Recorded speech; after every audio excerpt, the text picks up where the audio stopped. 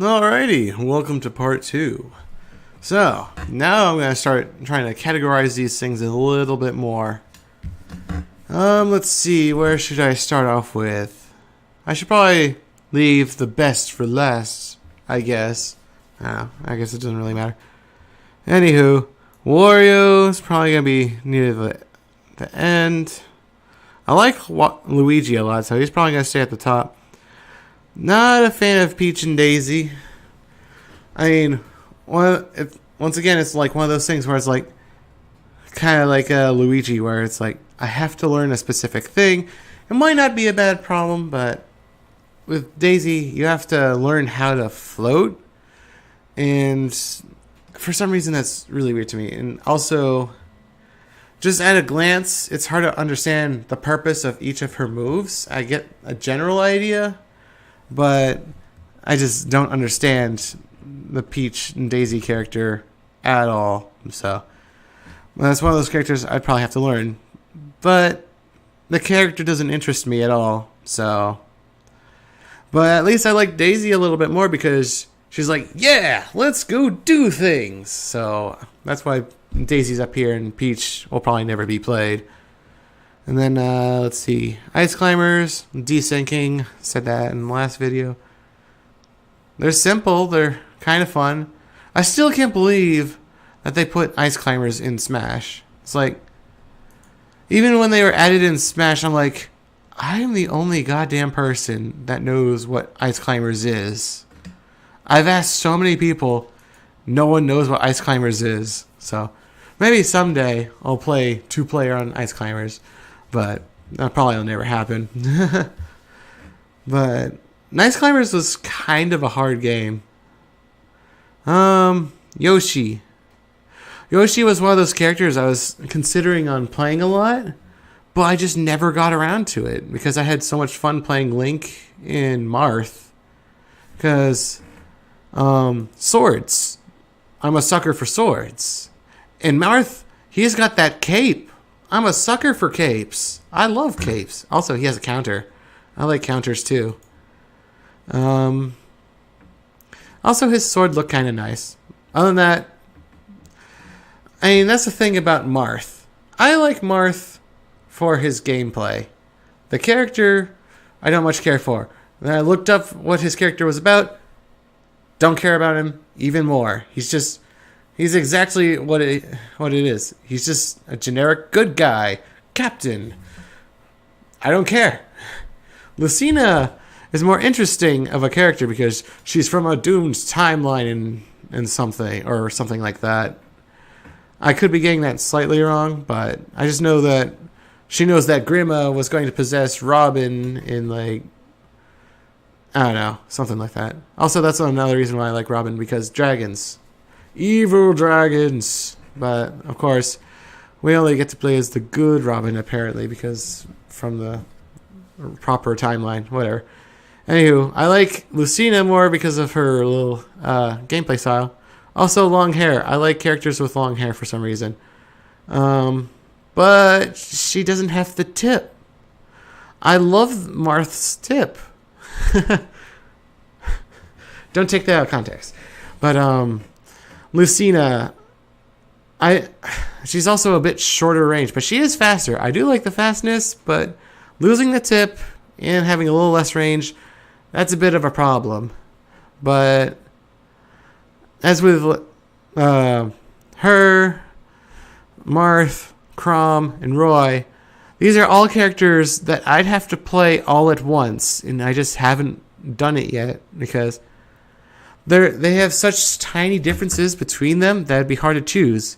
However, Marth's gameplay does feel perfect, which is why he's so high up on my little tier list of who I would like to play. Because I played him all the time in Melee, and it was between Marth and Link for the longest time because they both felt so good. Because they had long range, they had strong hits, and it just felt so good. But Marth won out over time. But then Brawl came and nerfed his range a bit, which is a bit of, which kind of made me sad and not want to get back into Marth because I liked his range. And then, of course, in Brawl and in Smash 4, it is so annoying to just whiff, just barely, constantly, just because his range is just a slight bit shorter, but that is enough to make me whiff constantly, and that took me forever to get over. I'm over it now, but I still have to go play the character more to like actually do the best with Marth that I could. I feel like there was going to be something else I was going to say about Marth. Oh well. Anywho, Roy. I love Roy. There's just one problem with Roy. Whenever you charge up with a neutral B, I'm going to say this is especially because of Dragon Ball Z, but I gotta go ah! Every time I charge with his neutral B, and that would probably be annoying to anyone playing with me. Because I love doing that. It's just so fun to me. Roy is just, he plays so differently from Marth, yet even though he has such similar moves, it's just because his sour spot and sweet spot are so different. You have to play him so different. It's really hard to wrap my head around Roy right now because I played Marth all the time. Playing with Roy is going to be a lot different. I don't know like how I should be hitting people with the sour spots and the sweet spots to hit people into the next hit. I don't know how to do that. I mean, at least Iza makes these little guides, and he did one on Roy, and I have a better understanding of Roy. However, I don't see anyone like do any of the things that Roy does in Iza's videos. Like the neutral air is like really, really important for Roy because it hits really far away and it can lead into other things. But I don't see like people playing Roy do that ever.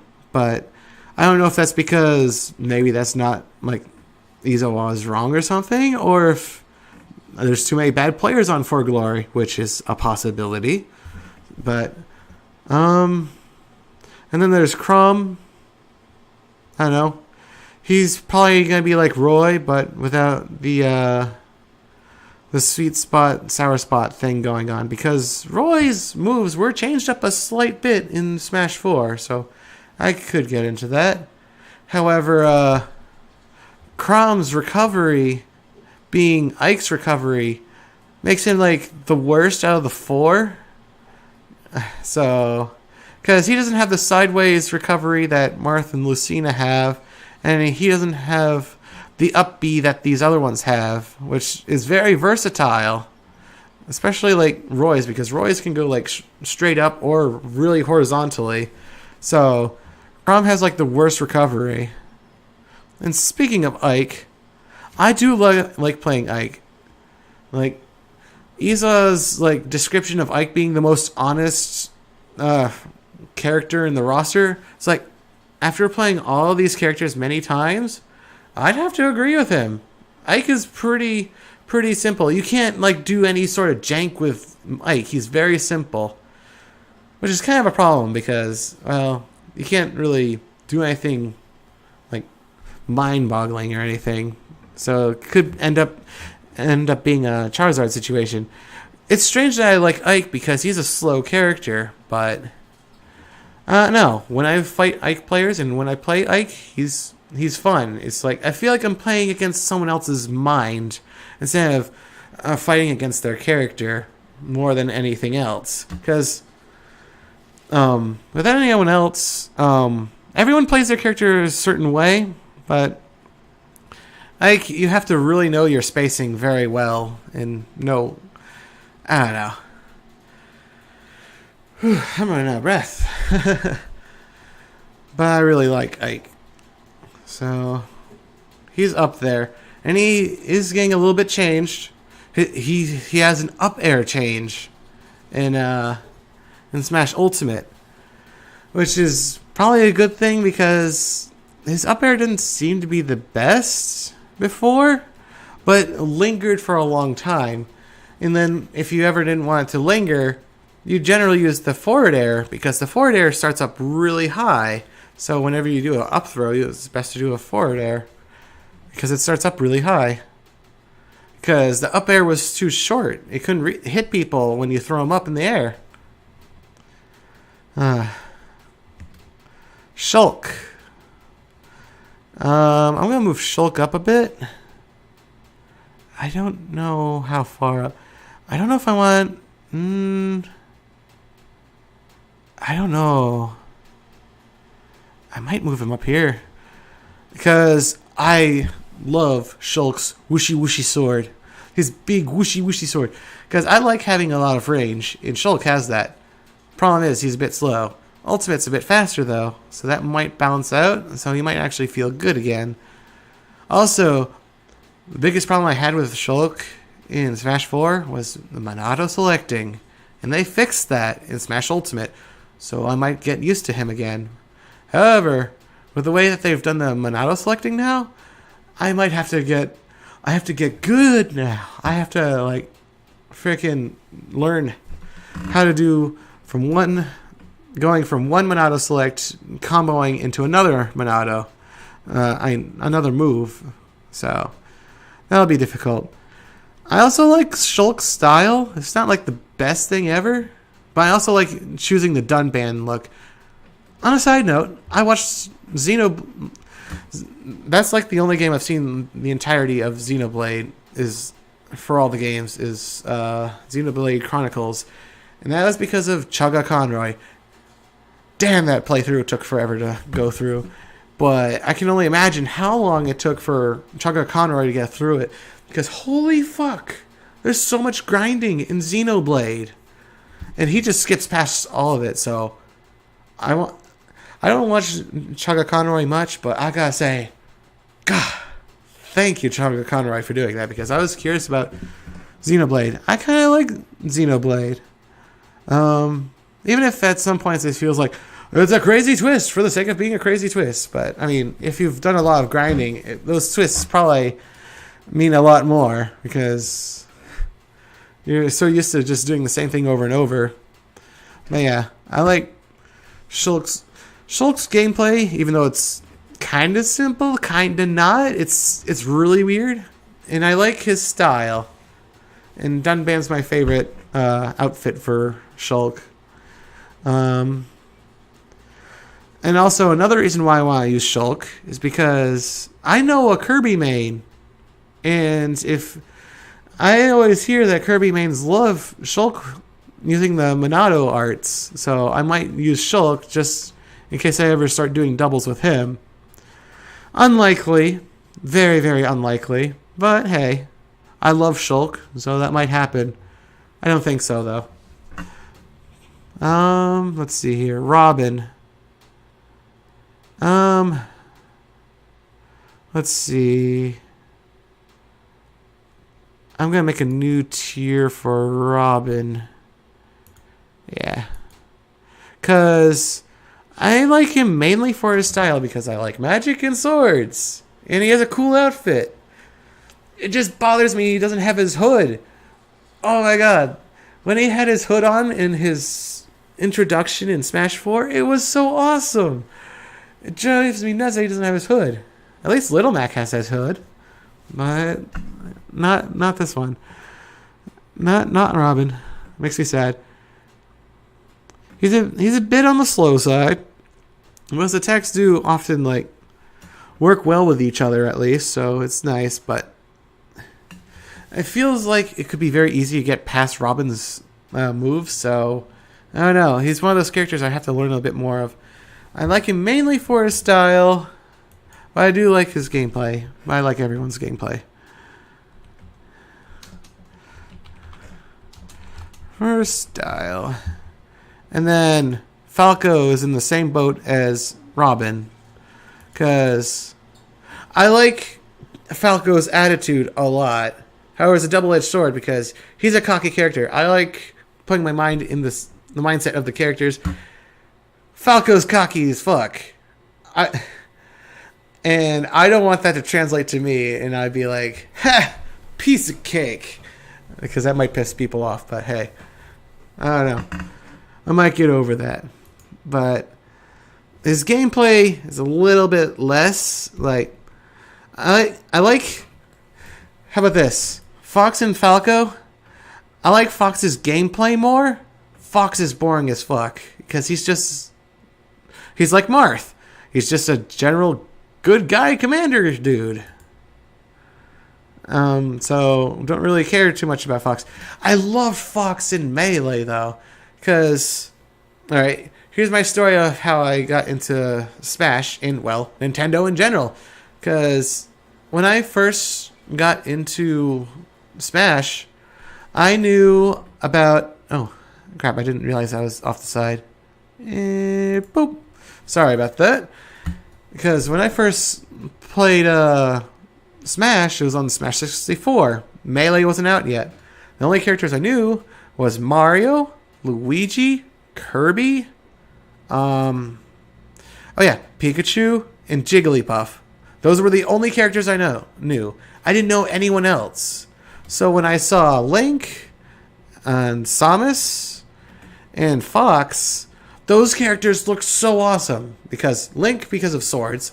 Duh. Samus is just cool. And I didn't know if Samus was a girl or boy. Because, well, never played the games. I just thought, hey, Samus looks cool. And then Fox, he was fucking amazing. He just looked so cool. I just loved everything about Fox. And then in Melee, he had his gameplay was so fun in Melee. And his voice was awesome in Melee. I was going to main him in Melee. The only reason why I didn't is because it's hard to fight the computers with Fox. And with Link, you can just outrange them with the sword. Same thing with Marth. I didn't realize that at the time when I was playing Melee, that I was being drawn towards Link and Marth because they were just outranging the characters and I just hit them before they could get in range. I didn't realize that at the time, so I was biased towards them. And then... So that's why I didn't play Fox that much. And then Brawl came around, and I also played the Star Fox games and learned how boring Fox really is. And then learned how awesome Falco and Wolf is. Because I played Star Fox Assault. Wolf is an anti-hero, and I am a sucker for anti-heroes. And Falco seems pretty cool. I mean, not the best, but hey, I like his attitude.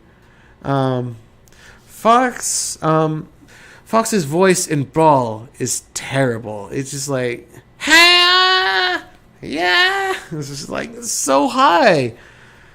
Just lower it down a little. Just, jeez, it's too much. It's just grates at my ears. It's like, why? Why is his voice so bad? Anywho,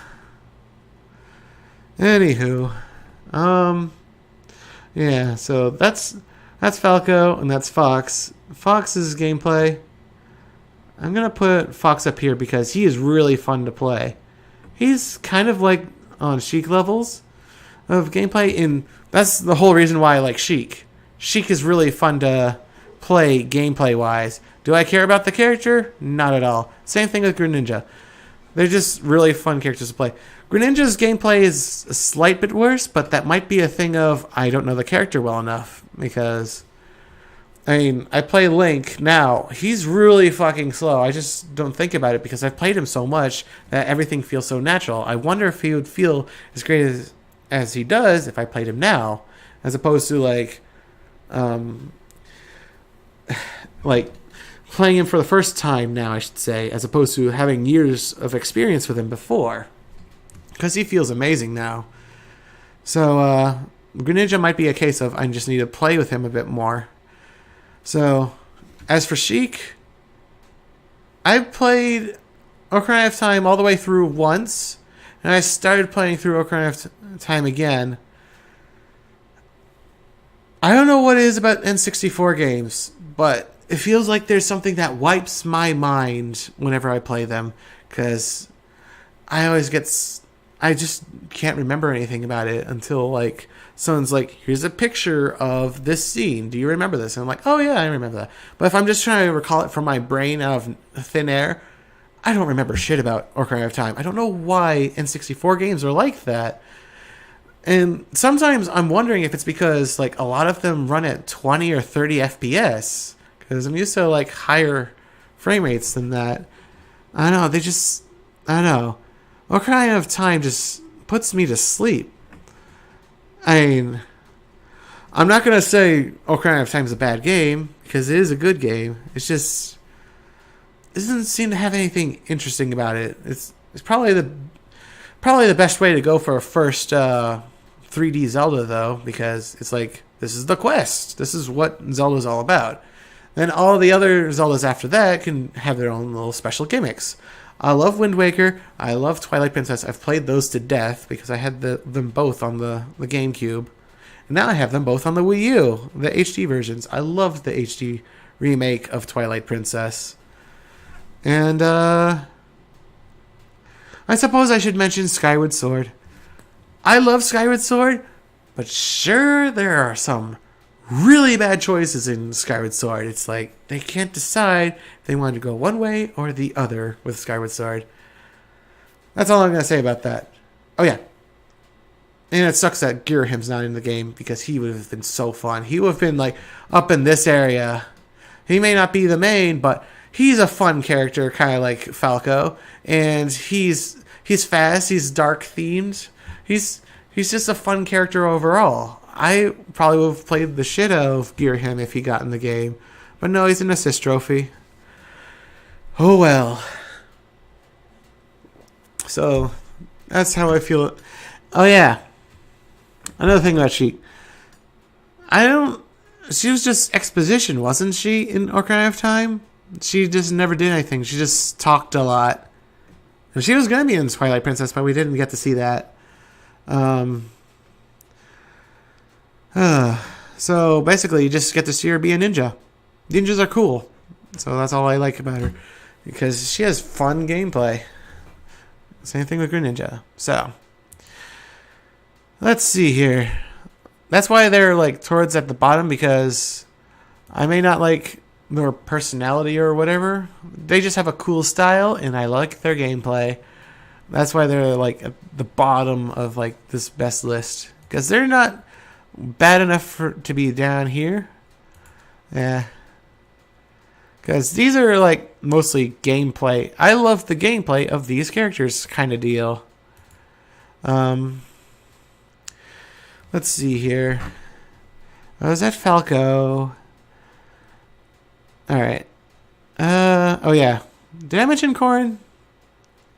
I did in the last video, but I don't think I went full in detail. Corrin has a few of the same moves as Marth. So he does feel good in that way, like the up air, the forward air. Yeah. Oh yeah, and some of the tilts. That's where I think. So, but yeah, swordsman, dragon, like it. Even though the dragon looks more like Arceus, like some horse alien, than an actual dragon. And then like. And when I was watching the direct back earlier, there's like Tiki that looks like an actual proper dragon. And it makes me wonder, why the fuck does Corrin look the way he does when he's a dragon? It's so weird. But yeah. Anywho, Corrin does look kind of fun to play as, but I have to get used to him. I'm going to have to lower him a bit though, because he's slow. And Ike, his slowness is just like perfect, where it feels like you're actually doing a battle of the minds with other people. Corrin, he just feels slow, and it doesn't really feel like. I'm not getting the same kind of vibe from it for some reason. I don't know why. Probably because there's some other like janky type of things that happens with Corrin. Because you got the paralyzing thing and the absurd range that comes out really fast. So there's that. Let's see here. Little Mac. I love the Punch-Out games. I could only get to Soda Popinski in the NES game when I was a kid. And then later on, I played the Wii version. And I got to Mr. Sandman, and I just don't have the reaction time to do that. And I was so tired for so many days in a row, I just couldn't do it because I was too tired to react in time. And I either had to get more sleep or I would have to memorize Mr. Sandman's attack patterns, and that would take way too long, so I just kind of gave up at Mr. Sandman, which is the last boss before you start going into the second playthrough. Yeah. Mii Brawler, Mii Gunner, Mii Swordsman. I like range, I like swords, and the Brawler's kind of fast, and it just feels like a good character all around. The Miis are gameplay only, obviously. So I'll probably play them a bit. I don't think they'll be like main, but hey, they're very fun. The Miis are very fun. I just never got a chance to play them much. And since I'm almost done with this row, let's talk about the links. Young Link, I am sure I'm going to like, because Young Link is basically the previous versions of Link in all the other Smash games, except he's faster. Toon Link, I played with the other day, and I was like, I'm starting to get the hang of this. I could get into Toon Link, but Toon Link plays so much differently. He's very strange to me. I have to go practice with Toon Link to get used to him. Because right now I just suck with Toon Link. I just can't get him to work. Because you have to have a different mindset for Toon Link. And then for this new Link, I like Breath of the Wild Link's look. Breath of the Wild, I've put a few hundred hours in, but that's like I'm putting all my time in at once. I do like the trap type of style that his bomb has. That's very interesting to me.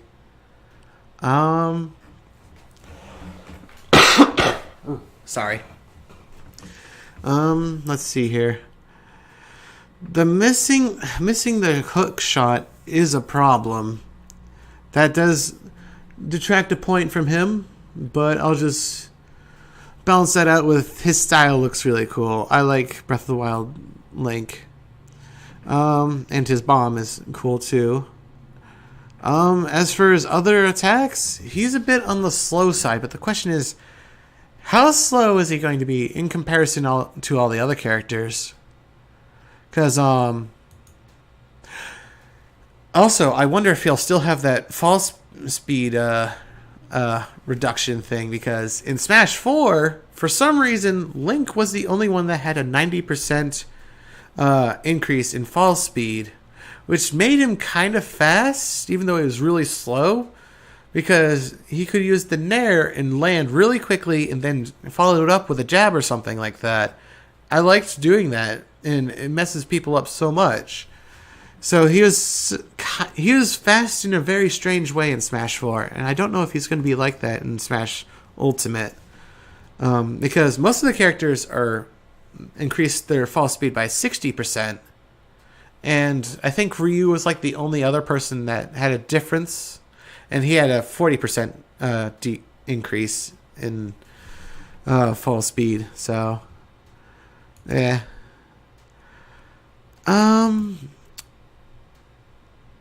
It's hard to choose. I think I'm going to keep it like this because I'm interested in Breath of the Wild. Young Link will be familiarity.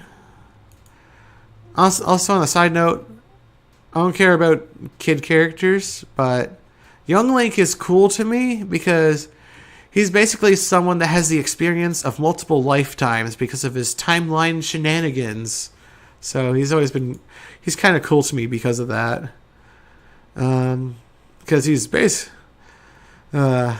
gone back in time a bazillion times. So I think I'm going to leave the links like that. So that's pretty much this row. I might move Corrin down one.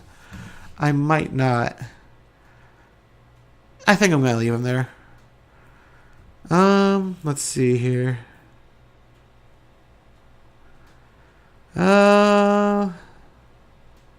Oh yeah, I guess I'll start with this tier. Piranha Plant. Basically what I thought of Ivysaur, like what Ivysaur was. I know Ivysaur is probably not what I think it is, but this is Piranha Plant. Based on what the gameplay I've seen, is what I thought Ivysaur was, and I kind of like it. Don't care about the Piranha Plant character though, but hey, the gameplay looks fun. Ganondorf.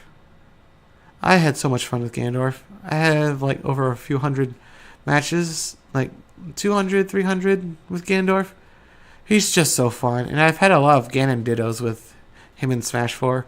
He's just so fun, and it's funny how a lot of people don't expect my Ganondorf to be good, and then I actually kick their butt. And then after that, they're so distraught that they're defeated by a low tier that they start playing bad after that in every single match. Even if they were kicking my butt before, if I beat them once with Ganondorf, that usually gets in people's heads so much that they can't play right anymore. And I kind of like that. I kind of like... There's not many times in games where you get to do something that messes with the people's... like how someone plays. It's usually messing with the gameplay mechanics. This is one of the reasons why I like to play the Spy in TF2, because you are just psyching people out to play poorly, and I love that about the Spy in TF2, because my favorite thing in TF2 is just when you kill people so much in TF2 that people are focusing on you so much, so you can't do anything anymore. However, you can just sit back, relax, and watch them just shooting their teammates, shooting random corners, just trying to find you. Meanwhile, the rest of your team is steamrolling them because they're focusing too hard on trying to find you. I just love that. It's just not enough types of games where you can get into someone's head. It's just so interesting to me because I don't see that often. So yeah, I like Ganondorf because of that. The true king of disrespect. And Captain Falcon, he's a hype machine. I love him. Very similar gameplay to Ganondorf, but he's faster. I could get into him. I haven't played him much, but Captain Falcon is pretty much fun all the time. Similar to Pichu. I don't know. Pichu isn't an anomaly. I mean, look at the rest of the people up here. Everyone's so serious. But for some reason, every time I play Pichu, I feel this overwhelming joy. I just love playing Pichu. I just don't understand. All these serious-faced people up here. Pichu kind of stands out, don't you think? It's just, I love playing Pichu. It's funny to me. And I gotta say, I love seeing all the pictures that have Ridley and Pichu interacting in some way. I just fucking love that. It's just like the two opposites. And I love both those characters so much. I love it so much. But yeah. Pichu and Captain Falcon, those are both characters I just feel happy playing anytime I play them. And they both have fun gameplay styles. Does make me wonder if I should move these up, but I don't think their gameplay and styles are enough to put them in the top. So, yeah. Ooh. Sorry about that. Now, Pit. I guess I like edgy characters or something. Because I love Shadow the Hedgehog like crazy, and supposedly he's like one of the most edgy characters ever, or whatever. I mean, Wolf could be considered edgy, I think. To me, the word edgy doesn't really mean much to me anymore. I just like Pit. He just looks cool. I like him. And when it comes to the Pits, multiple jumps, I like doing the multiple jumps. Their gameplay seems pretty okay. Well, that's the thing. It's like, I don't know what to say about their gameplay. They're just one of those characters I probably have to play with a bit more. I might have to move him down a little bit. I might. Oh yeah, fun fact. Pit was a very good chance at being like one of my mains in Brawl, because I actually really loved playing Pit in Brawl, but I got a little. I can like characters that are all nice and good, but Pit goes too far. He goes too far. He's way too in the goody two shoes thing. It's kind of revolting a little bit. Kind of like cute characters. Like normally I hate like Jigglypuff. I hated for the long time because she was too cute, and I just couldn't handle it. I was just like every time I would see Jigglypuff, I was like, no. Pichu is like the character that's like. That is like the cutest that something can get before I start hating it. If there's anything cuter than Pichu, I don't want to see it. And Yoshi is pretty much the same area with Pichu. Like anything cuter than Yoshi or Pichu, I would start hating. But that's probably just a thing that like I grew up with, because like boys should never like anything that's cute. You can't like things that are cute. You can't like things that are pink. So, but over time, you know, I'm like, why? Wait, why? Why shouldn't we? Like, why? I don't understand. Who cares? If you're having fun, then have fun. So yeah. Also, funny story about Kirby. I was like, you can't like things that are pink, but everyone says that Kirby's cool. But Kirby's pink. I don't understand. Just another one of those childhood things. It's like, I don't understand this. It's pink and cool. That can't be. Not saying that I think Kirby's cool or anything. I don't think he's cute or anything. He's just there.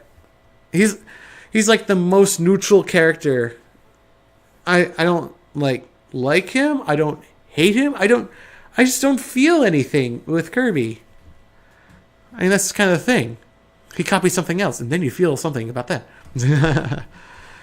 But really, I don't know.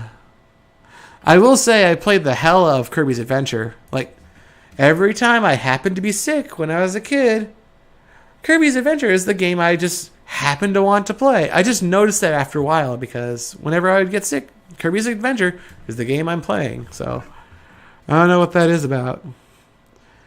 I do want to play that game some more. Speaking of that game, the remake, while it does improve on some things and lets you play as Meta Knight, I love that. It did remove a few things that I loved about Kirby's Adventure.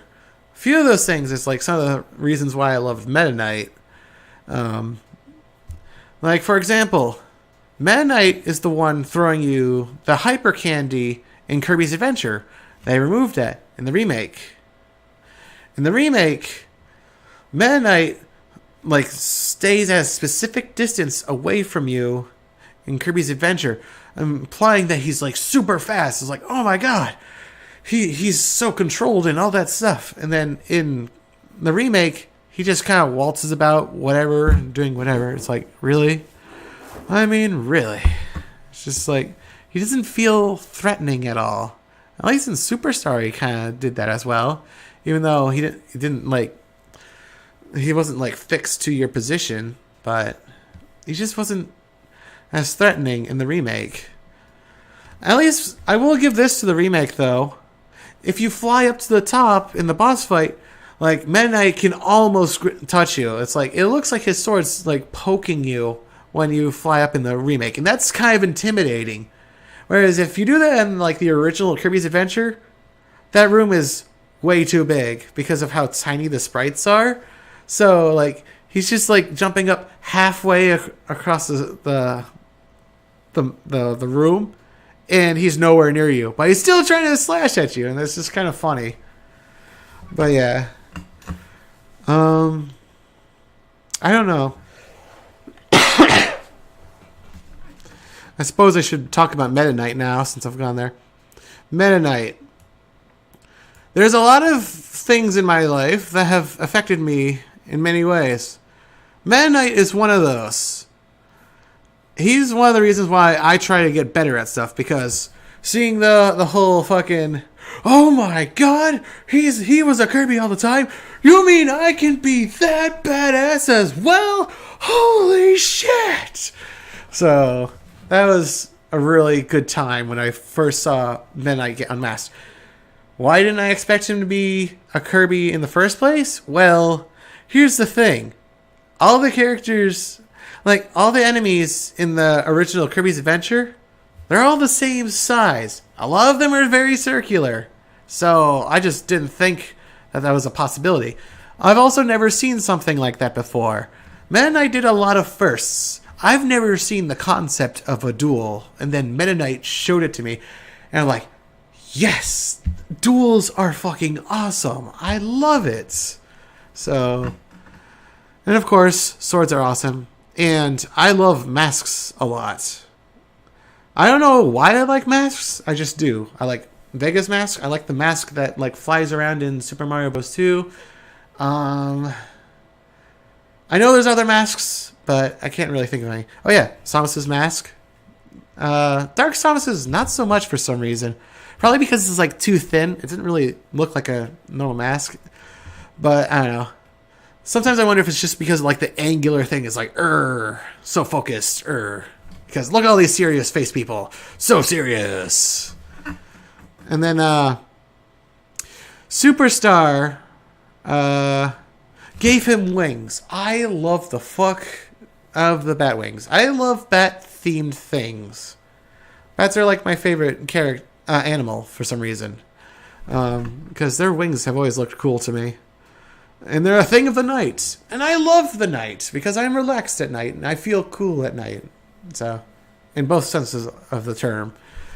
So yeah, there's a lot of things going for Meta Knight that I love. And another thing about Meta Knight, he's usually the thing that I look forward to whenever I play a Kirby game, because for some reason, he may not be the final boss, but he's always like the second or third final boss. And they always make him ridiculously hard compared to anything else. However, after Kirby's Adventure, they're like, wait a minute. Since he's so hard, we should probably have a Maxim Tomato before fighting him. So, from Superstar and onwards, his fight is a little bit more on the jokey side, because you have an ally and full health, so you don't have to worry about it as much. And then, of course, one thing that always kills me inside is how everyone, they don't try to fucking dodge his moves or anything. They just wail on him. Just no thought, just wail.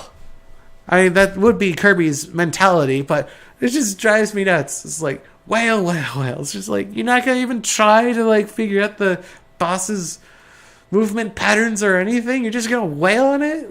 Ugh. It kills me.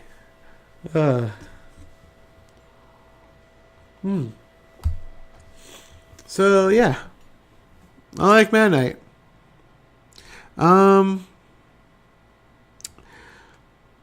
He's just like the coolest character. Oh yeah, another reason why he's cool is because in a world where everything's so peaceful and everyone's not giving a fuck, he's the only one that's like, there is shit out there we need to get to destroy. I'm raising an army. We have to be serious about this, and we're gonna try our hardest. And he just goes all out, trying to be the most badass he can be, is just so he can protect the world. And I just think that's awesome. And while there are some things about Meta Knight that can be applied to Ridley, here's the thing about Ridley.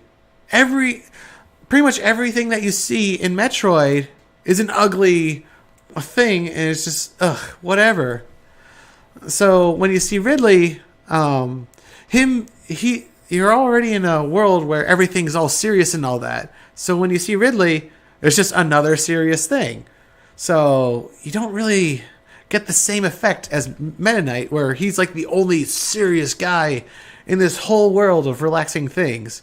That's why Meta Knight's so awesome. Of course, there are some things that I like about Meta Knight that apply to Ridley. They both can fly, and they're fast. And here's the thing: I never thought Ridley was big. I never thought about that, because when you look at Ridley compared to the other bosses in Super Metroid, he's small compared to the other bosses, and he's fast. He is really hard to dodge. So I loved Ridley because of that.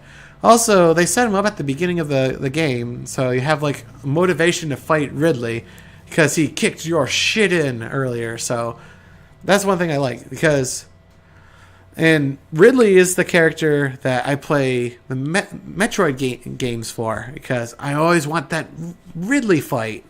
Just like I want the Meta Knight fight in the Kirby games, because those are the fights is like the main rival character that is cool. I like that. So there's a few similarities between those two. But Ridley fails in some other reasons. Which is why I mentioned that he's just... There's too many characters like Ridley in the Metroid games, so he's not as special just because there's other characters like him. Now, you could say that with Meta Knight because of Galactonite and, dare I say, Morpho Knight and Dark Meta Knight, but that's the thing. They're basically based off of Meta Knight in the first place, because Amazing Mirror, there's mirror world versions of everything. Of course, there's going to be a Dark Meta Knight, which is... I gotta say, it's really strange that King DDD wasn't in Amazing Mirror. Just gonna put that out there. But they chose Meta Knight to do it. Of course, if Dark Meta Knight gets a Dark Meta Knight Echo, which doesn't seem to be likely anymore, or if... I'll be using the Dark Meta Knight skin, whatever it is. We just won't have the tattered cape. I love tattered capes. Anywho, what was I talking about? Oh, yeah. Crap. Oh, yeah. So they had to have the Dark Meta Knight in there. And then Galactonite is basically the hard mode version of Meta Knight. So that's what that is. I think Galactonite's cool. Very strange that they go with the angelic motif with Galactonite. But Galactonite's pretty cool, too. I'd probably still play Meta Knight over Galactonite. But I would love to play Meta Knight versus Galactonite. That would be awesome. But it's really looking unlikely for Galactonite right now, because Galactonite, there's a Galactonite skin for Meta Knight already, and that doesn't deconfirm him, but it's looking pretty unlikely, especially with how few more characters we're gonna get now. So that's a bummer.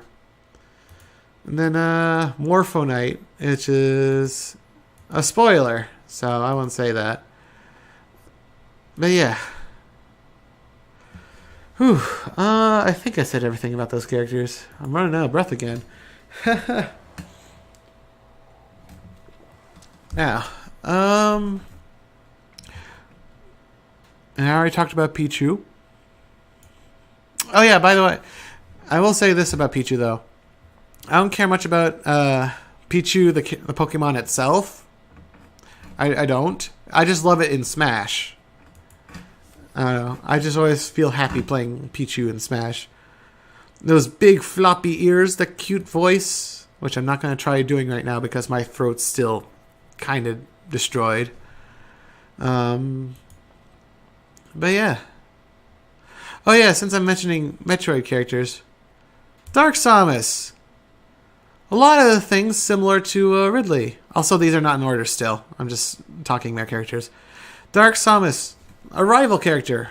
I loved fighting Dark Samus in Metroid Prime 2. I've only played a couple of Metroids. I've played Metroid Prime 2, and Super Metroid. Super Metroid was my first. That was my favorite. Then I played Metroid Prime. Metroid Prime felt like it was trying to be too much like the original like Super Metroid, so that kind of turned off to me. Also, there was this one music track that hurt my head so much because of the drums. Ugh, it gave me a headache. So that kind of soured my mood with Metroid Prime. I could probably go back to it and like it. But Metroid Prime 2, I loved a lot because there was a lot of darkness theme going on. And also Dark Samus I love because I'm a sucker for dark themed versions of the main characters because I like dark themes. Hence Dark Pit and Meta Knight and whatever. But yeah. But Dark Samus isn't just like a simple clone. Dark Samus does like almost nothing that regular Samus does. It's all Phazon based. Super fast. It just does drive me nuts a little bit that the fact that the assist trophy in Smash 4 was so awesome and was like a bit more faithful to what Dark Samus was, and then we get Dark Samus as an Echo. And then it's basically the same thing as Samus. That drives me nuts. I hate that.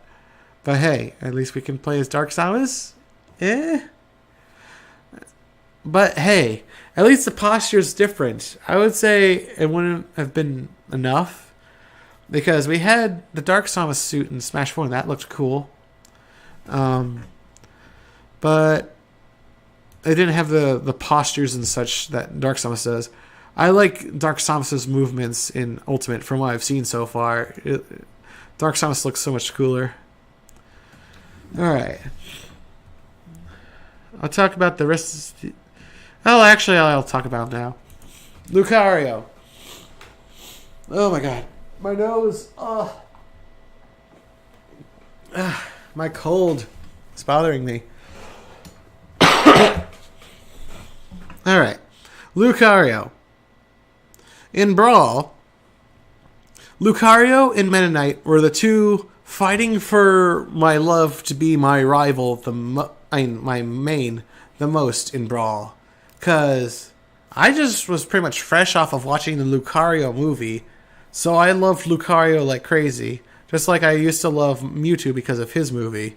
It's almost as if movies are very influential or something to who I like. But I loved Lucario so much. And of course, another character that trains hard to like fight things, except he doesn't have the world like weighing on him. Well, like does in his movie, but you know. But I just like Lucario in general, but I never had time to really play with him until Smash 4. Bothers me that I only have like 2 or 3 recordings of when I played Lucario. Oh well.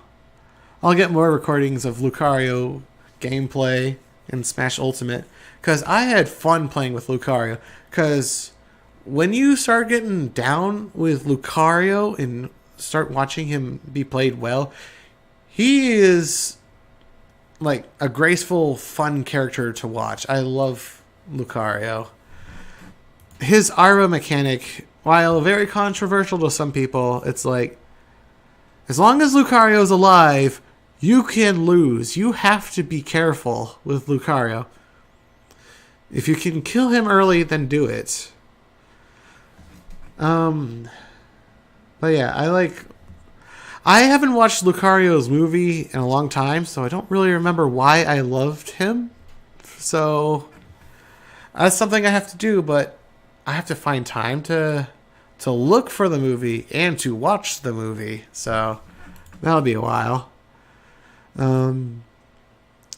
As for the gameplay of Lucario, it's very unique. He doesn't have a whole lot of combos, which is a bit of a problem, but that armor mechanic does make things very interesting for him because it's always tense towards the end of a match. It's always tense. Unless if you're fighting a character that can kill you early. That's the problem with Lucario.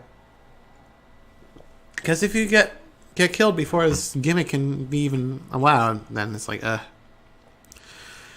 which can be kind of easy if you know how to fight Lucario, because once you get him off stage, you know exactly how he's going to recover. Because if he recovers high, you can just punish his landing because he like looks at the floor for a year.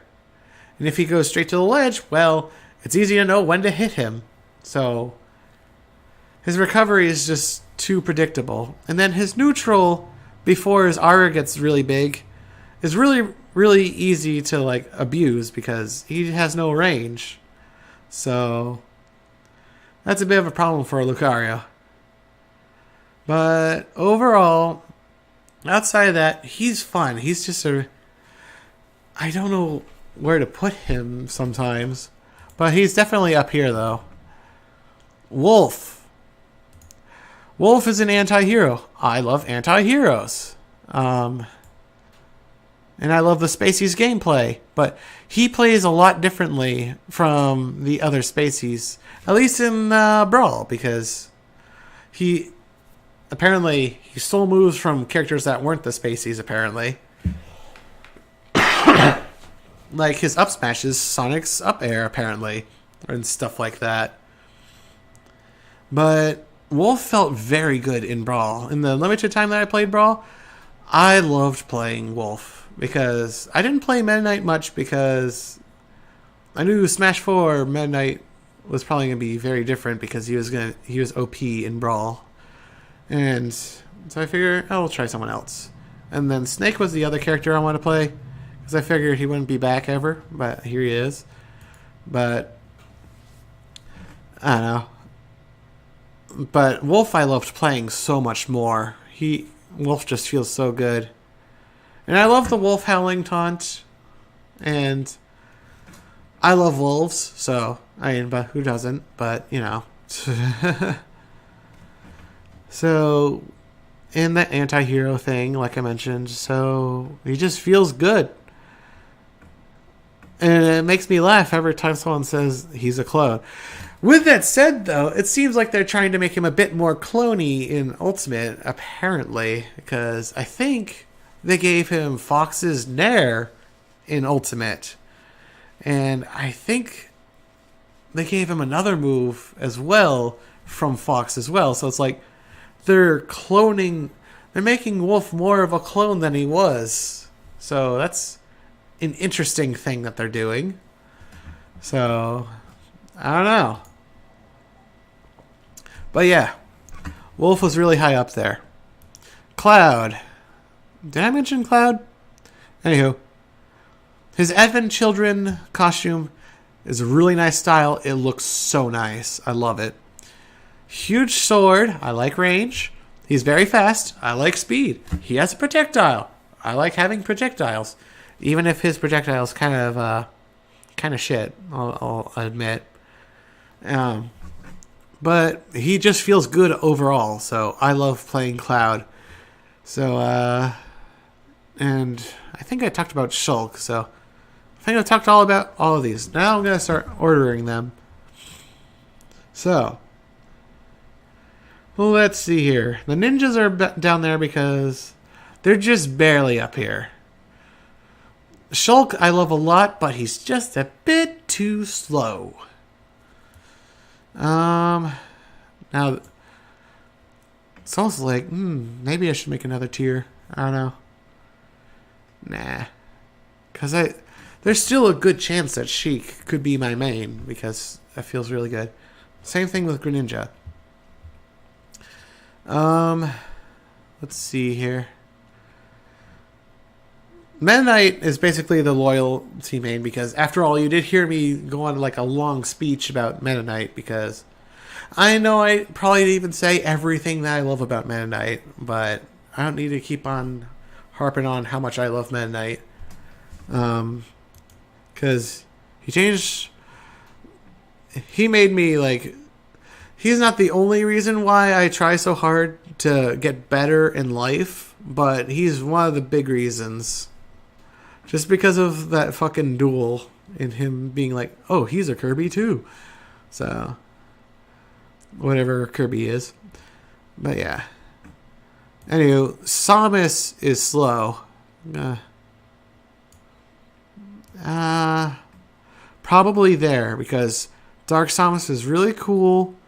And I did play regular Samus a lot in Smash 4. And I learned how to make myself use tilts a lot more because of Samus, because you kind of have to use tilts if you want to play Samus. That was actually one of the reasons why I hated playing Samus in Melee, because I sucked at doing tilts in Melee. I always just did smash attacks because you have to like hold a little bit and then attack if you want to do a tilt. And I just couldn't do that like on the fly for some reason. So I always did smash attacks instead, because for an amount of the same speed, you get the same result. Especially because I was playing Link most of the time. So yeah. And also Marth. Like, their tilts and smashes have almost the same range. So of course I'm going to be biased towards using smash attacks.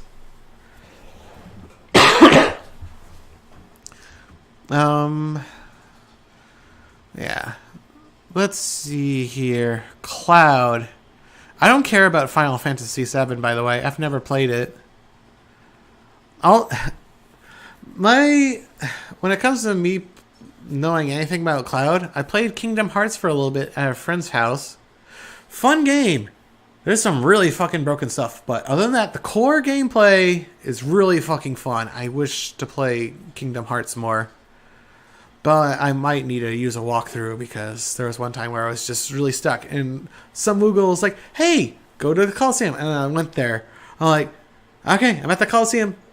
Start the thing," and it's like, "It's not open yet." What do you mean it's not open yet? The Moogle told me. Are you saying the Moogle lied to me? And then it appeared that I had to go to some other place that was never mentioned. So, and then complete that whole world and then go back to the Coliseum. And that made me really salty about Kingdom Hearts for like the couple days that I played it. Because I did not want to deal with the gummy gameplay segments. So, anyways, the reason why I'm bringing up Kingdom Hearts is because you can fight Cloud in that. And I fought Cloud in that.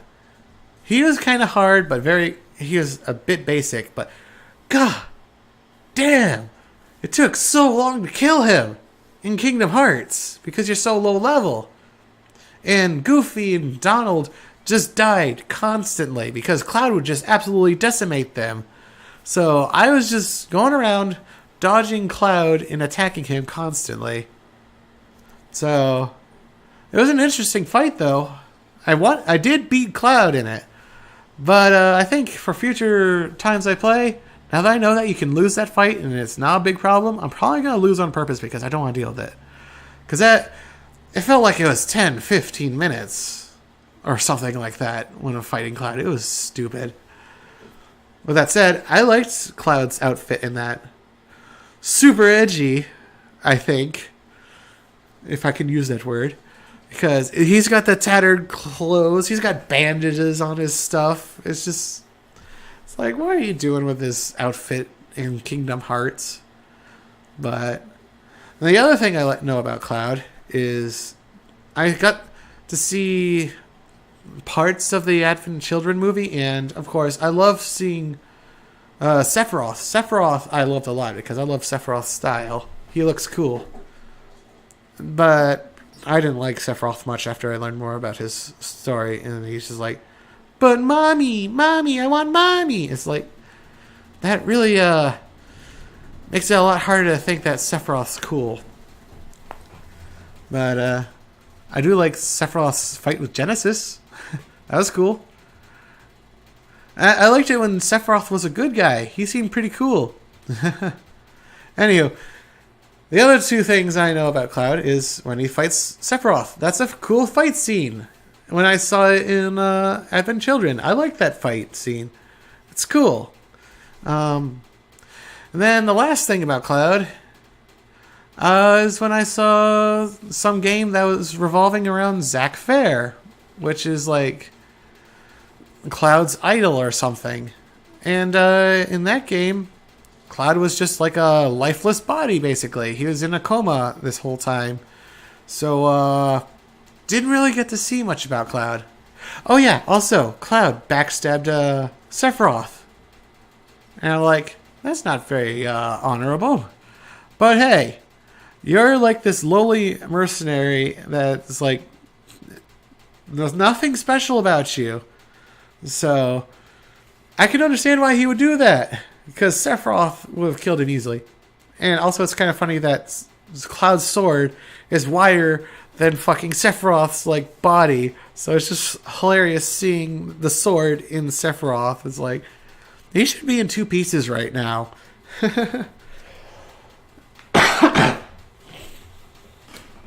Alright. Anywho. So, my opinion on Cloud's personality? This is just nothing. Nothing there. He just looks cool. Feels good. Alright. And then a game about gameplay. Yeah, it's good.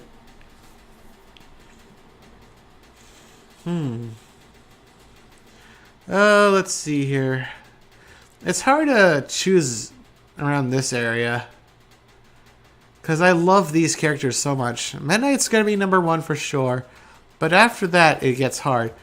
Because I could put Cloud up here because fast swordsman, that looks really cool and such. I also love Lucario a lot. Pichu always makes me happy. I might make Pichu right here. And then there's Wolf.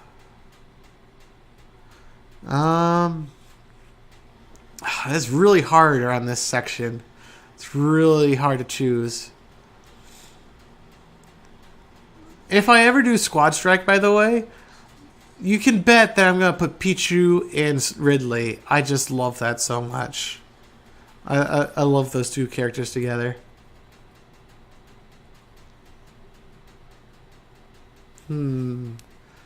Let's see here. I'm going to leave Lucario there, actually. You know what? Actually, I'm going to leave it like this. Because I like Wolf, but I don't know. Ridley might be a bit... I have to go play with Ridley more. But... And then with Wolf, we got Fox and Falco he has to contend with as well. So I'm going to leave him near the bottom of these little people here. So that's this row done, this row done. Oh, I didn't finish this row. Alright. Anywho, potential mains. And then prefer other forms. Form, I guess. And then something to hate.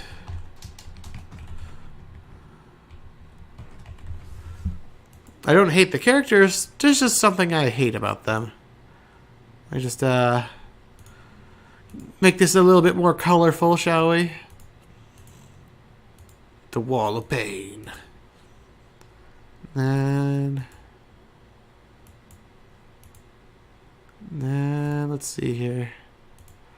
Boop.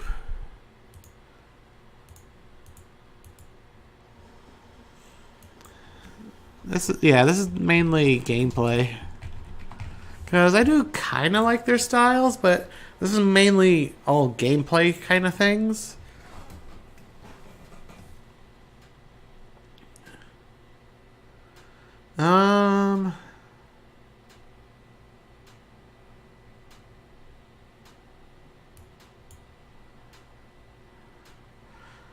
Ooh. I don't know what to call this.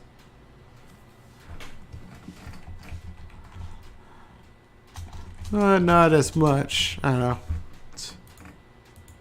Yeah, that's basically what these are. Now,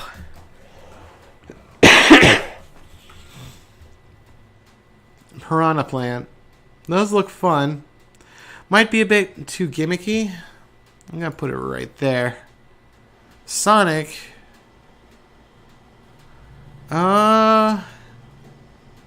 Might put him up her. Might. Because he's fast. He's really... he could be really fun. I like fast, fun characters, which is why Sheik's up there. But Sonic... I didn't get to play Brawl that much, so I didn't play Sonic that much. Sonic was very helpful in the taboo fights because Sonic can dodge things really easy in the taboo fight. So I kind of liked using Sonic in the taboo fight. And in Smash 4, people were like, Sonic's too campy. He's one of the most annoying characters of the fight. So that kind of made me not want to look into him because apparently there was some jank in there, like the shield cancels. So I was like, I'll wait a bit. There's too many other characters to look into. So I just never got around to Sonic. He's one of those characters that could be fun. I should probably mention, I used to hate Sonic because I always viewed him as a generic good guy, like Marth or something like that. But over time, I looked into Sonic stuff, and Sonic's a bit of a dick, but he's not trying to. He just doesn't censor himself. He's just like, I'm just gonna do whatever I feel. I go with the wind, whatever. So I don't know. I can get into that.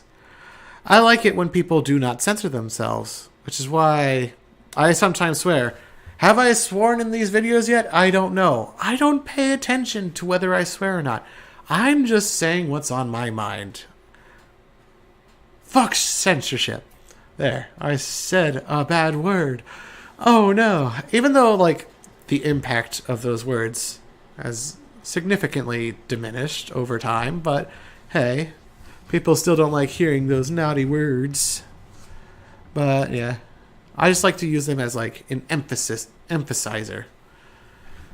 I mean, you could always use other words, but when you start using some other words, it starts to sound like you're trying a little too hard. It sounds like you're reading out of a dictionary. So that's why sometimes I swear. Sometimes.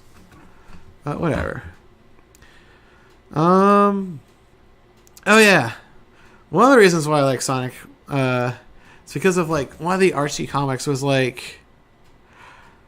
Tails was really pissed off at Sonic for some reason, and Sonic was like, dude, is that what you think? If it makes you feel better, go ahead, beat me up to your heart's content, and then we'll just figure this out later or something like that. I don't know. And I just thought that was a really cool thing. I don't know. So, kind of liked some of that. Also, on a side note, I love Sonic's theme song in Sonic Adventure 1. I mean, Sonic Adventure 2, I still like it, but the feel is so different. I like Sonic Adventure 1's music selection in general. I just fucking love that game. That triggers nostalgia so strong because I love those kind of guitars, and I don't really get to hear those kind of guitar sounds anywhere else. So whenever I hear Sonic Adventure's music track, I just fucking love it because I love guitars so much. But I like the feeling that the Sonic Adventure 1 version gives so much more. And as time goes on, as I get older, I relate to Sonic's theme song in Sonic Adventure 1 more often as time goes on. So over time, because of that, Sonic has been growing on me over time. So I kind of like Sonic now because I used to hate him. And so because I didn't know the character that well, and also because I was a kid that was like, good characters are really boring and stuff like that. Because I liked Knuckles because Knuckles was the bad guy until Shadow came on and Shadow's the bad guy. But now I like Shadow for other reasons. I don't because he's not a bad character anymore. He has his own motives for other things, and I don't know. Speaking of Shadow, that's the main reason why I'm interested in Sonic games, more modern Sonic games, because they usually have a more interesting storyline going on. Whereas Sonic's storyline is beat the bad guy, and then it's okay, whatever. Whereas Shadow, there's usually something more going on. It's a little bit more interesting, but I don't play Sonic games all that much, so I don't know. They might have gone back to being really terrible or something. I don't know. It still bothers me that Shadow isn't in. If Shadow got in, he'd be up here. Shadow would be up here for sure. Whether he's an Echo or like a new fighter, I just like Shadow so much that he'd be up here. Also, I did love Shadow's game. Not perfect by any means. After all, here's the thing about Shadow's game. There are things I like conceptually about Shadow the Hedgehog, but when you put it into gameplay, it's the most annoying thing ever. Like, I'm sorry, I'm getting off topic, but the multiple endings, but there's only that one ending that matters. That will piss people off because they're like, but I want my ending to be the one that works. But it's kind of going in with the theme of you shouldn't think about the past, you should look at the future, see what you're going to do from now on. But, whatever. I don't think it like came across right or whatever, so I don't think that worked out quite the way they wanted. And then the Lost Ark levels, which are like the worst levels in the game, because everything looks the same, so it's very easy to get lost. I think that's kind of the point, because the arc is so huge, it's vast and stuff like that, but from a gameplay standpoint, it's really annoying not knowing where to go, and you have to keep going to the same places over and over. There are games where I've seen the maze thing work out fine, and it's awesome for that, but I can't think of any examples, because it's really hard to do right. But yeah. Anywho, the reason why I love Shadow the Hedgehog is because it combines the two favorite gameplay styles I loved from Sonic Adventure 1. Sonic in E102. You get to run super fast past everything, and you get to blow shit up on the way. That's fucking awesome. I love doing that. So, I love Shadow the Hedgehog's game. If only it could have been better, but oh well. And there was a time where I was like, I'm going to 100% every game. Don't do that with Shadow the Hedgehog. I played through it like a few hundred times. Don't do it. Just don't. It's just not worth it. It isn't. I might show off like the titles you get for each playthrough at some point, if I ever get to be able to record GameCube again. But I'll never do like unlock all of the titles. It's just not worth it. Just not. Don't do it.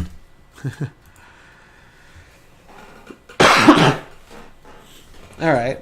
Now that tangent out of the way. Dr. Mario. Just because I like the Black Doctor outfit more than any of Mario's other outfits, but that might change. I did play. I did like upload like 2 matches when I was fighting Corrin, his Pikachu. Mario is really fun to play. I didn't feel it in Melee, but in Smash 4, holy shit, Mario's really fun to play. I can understand why people like playing him. I don't care about Mario at all. He's the most generic good guy character ever. Well, there is one thing going for Mario's personality. That's Charles Martinet's... What? Oh my god, my throat. No, the Wahoos and all that stuff. His joyfulness is very nice. I love it. It makes Mario a fun character. I can only imagine... I can't imagine, like, how popular Mario would have gotten if Charles Martinet wasn't being the voice of Mario, because it's so good. It makes it feels so good just listening to Mario just have a great time. So, yeah.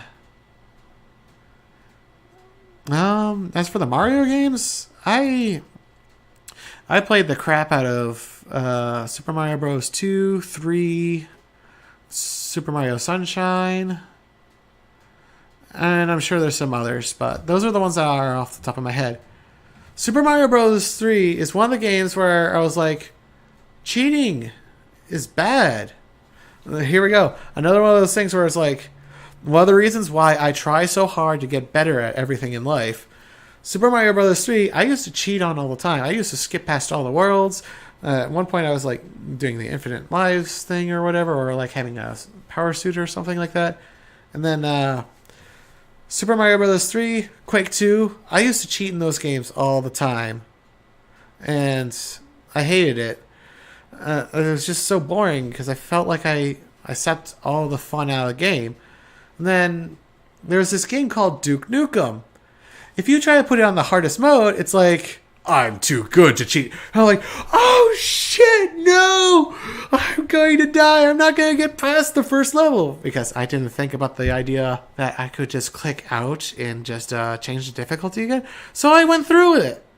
I went through and I'm like, oh my god, this feels amazing. This is so hard. This is so intense. Oh my gosh, I never play shooters, but this is so much harder. So after the Duke Nukem experience, I'm like, maybe I shouldn't cheat. And then I went back to Super Mario Bros. 3 and Quake 2, played them normally, and oh my god, this is amazing. It's like there's purposes for all of these things that happen in the game. There's reasons for it. So you don't just blow through it. So I just stopped cheating from then on there because it's so much more fun when you have a challenge. So I'm not saying you should never like have a relaxing game. There are times for that still, but the best moments are when you have a little bit of a challenge and it makes you get a little bit more invested because you're trying. You're not just like pressing buttons. You're actually trying to understand what I should do here or there.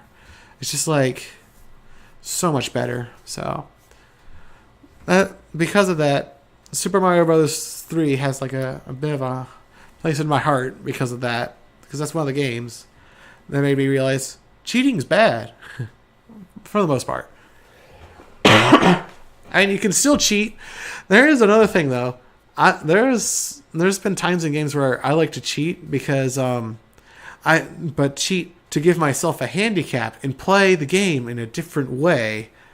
And it is interesting how differently you can view a game when you give yourself some sort of handicap or playing some weird play style. I love it. So if you ever see me do something strange, that's why. Also, if you want me to do some weird gameplay thing, I'll probably want to try doing that because I love seeing things being done in different ways. So don't expect me to just do normal playthroughs all the time. The main reason why I do normal playthroughs is because, well, right now I'm just doing things just for the sake of being able to do it and just like getting used to talking in front of a microphone.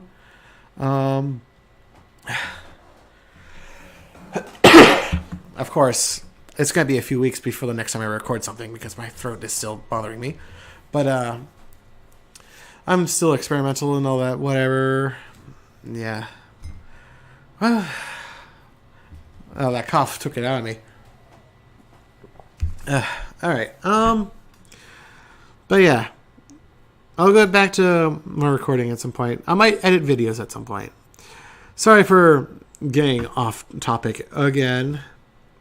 That might happen a few more times. Now, Mewtwo. I did explain him before, but just to summarize it up.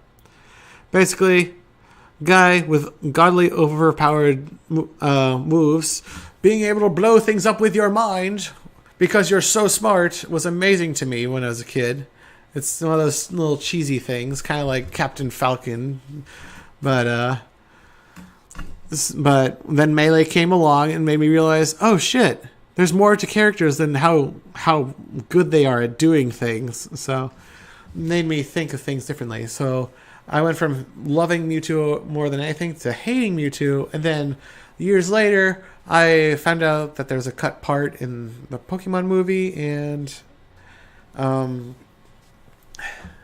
started to like him again for other reasons. So my emotions are all over the place on Mewtwo. So, but in Smash, he's a psychic Pokemon that mainly uses his tail and does a couple punches. Is like, why? But yeah, Mewtwo is kind of fun to play though, especially in Smash 4. They made him so much more fun to play in Smash 4. So I do like Mewtwo.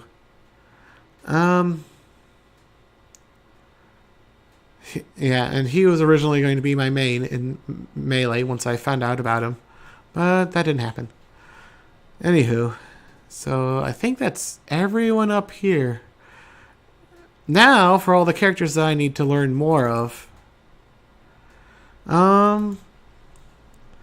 Let's see here. Who should I start with first? Actually, I want to... I'm tempted to move Game & Watch up there. I don't know. I'm tempted to do that for a lot of them. Oh yeah, I should put Ryu down here because I like Ken more than Ryu because of his speed. And Ken was just... I like Ken in general more. I used to not like Ryu because I thought he was just the good guy or whatever. But no, he's just a dude that focuses on fighting, which I couldn't care less about. But the seeing his ending, the fight is everything, made me like Ryu a lot more. Because I could go on a few things about that. Diddy Kong.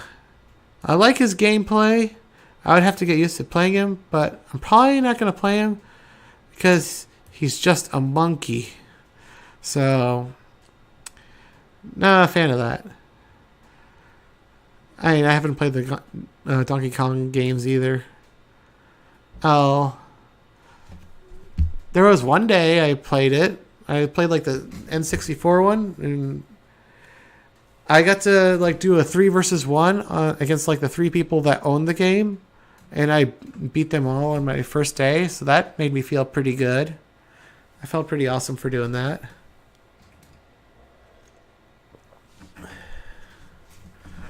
And they had it for months, so that made me feel good. I'm like, yeah, I can learn games fast.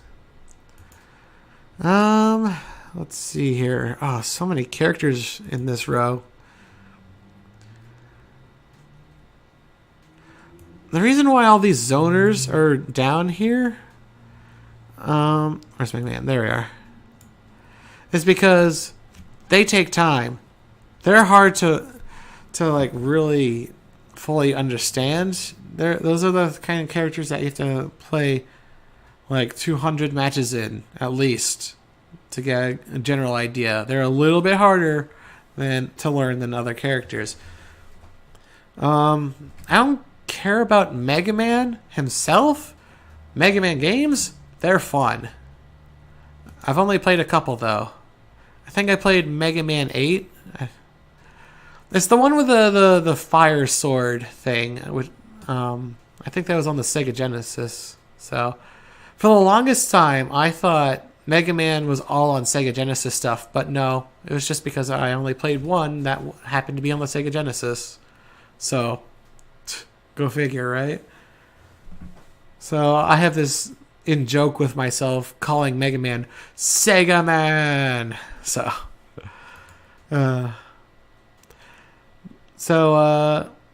maybe someday I'll go play with Mega Man some more, but I don't think it's gonna.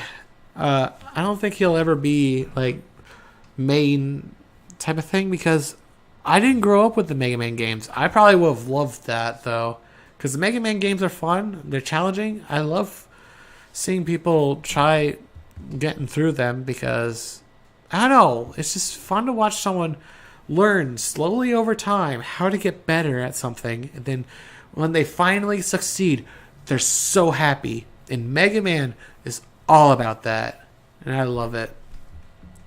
And Mega Man has some nice controls.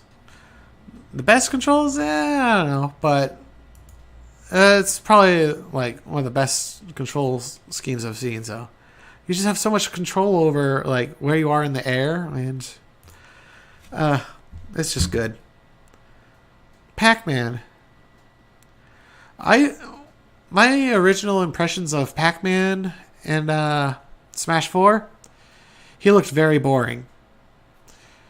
However, after a while, seeing people play Pac-Man in like some recorded matches, people can make Pac-Man look really good if you know how to use the items. And that's the problem with Pac-Man. You have to learn the items, and you have to know them 100% and know how to use them and when to get them. So it's really tricky. Also, the fire hydrant is a thing to think about as well, because it can also backfire on you as well. So he's a gameplay only character, obviously, because I don't care about Pac-Man's character at all. Oh yeah, and by the way, the game when I played Pac-Man, I played it on the NES. Another reason why I don't like to cheat, I activated the infinite lives code because I wanted to see how far I could go. Like, I think it was like, yeah, it was 6 hours later. 6 hours of going through the levels. I mean, it might have been, no, it's not 6. It was probably 3. But whatever. I got to like level 60 something. After a while, like, it's mainly just keys that spawn for the special fruit. The game starts to repeat itself a bit. There is no winning Pac-Man. It's just, it gets so boring and repetitive, so I don't think I'll ever play Pac-Man again. It's just, I can't get into that.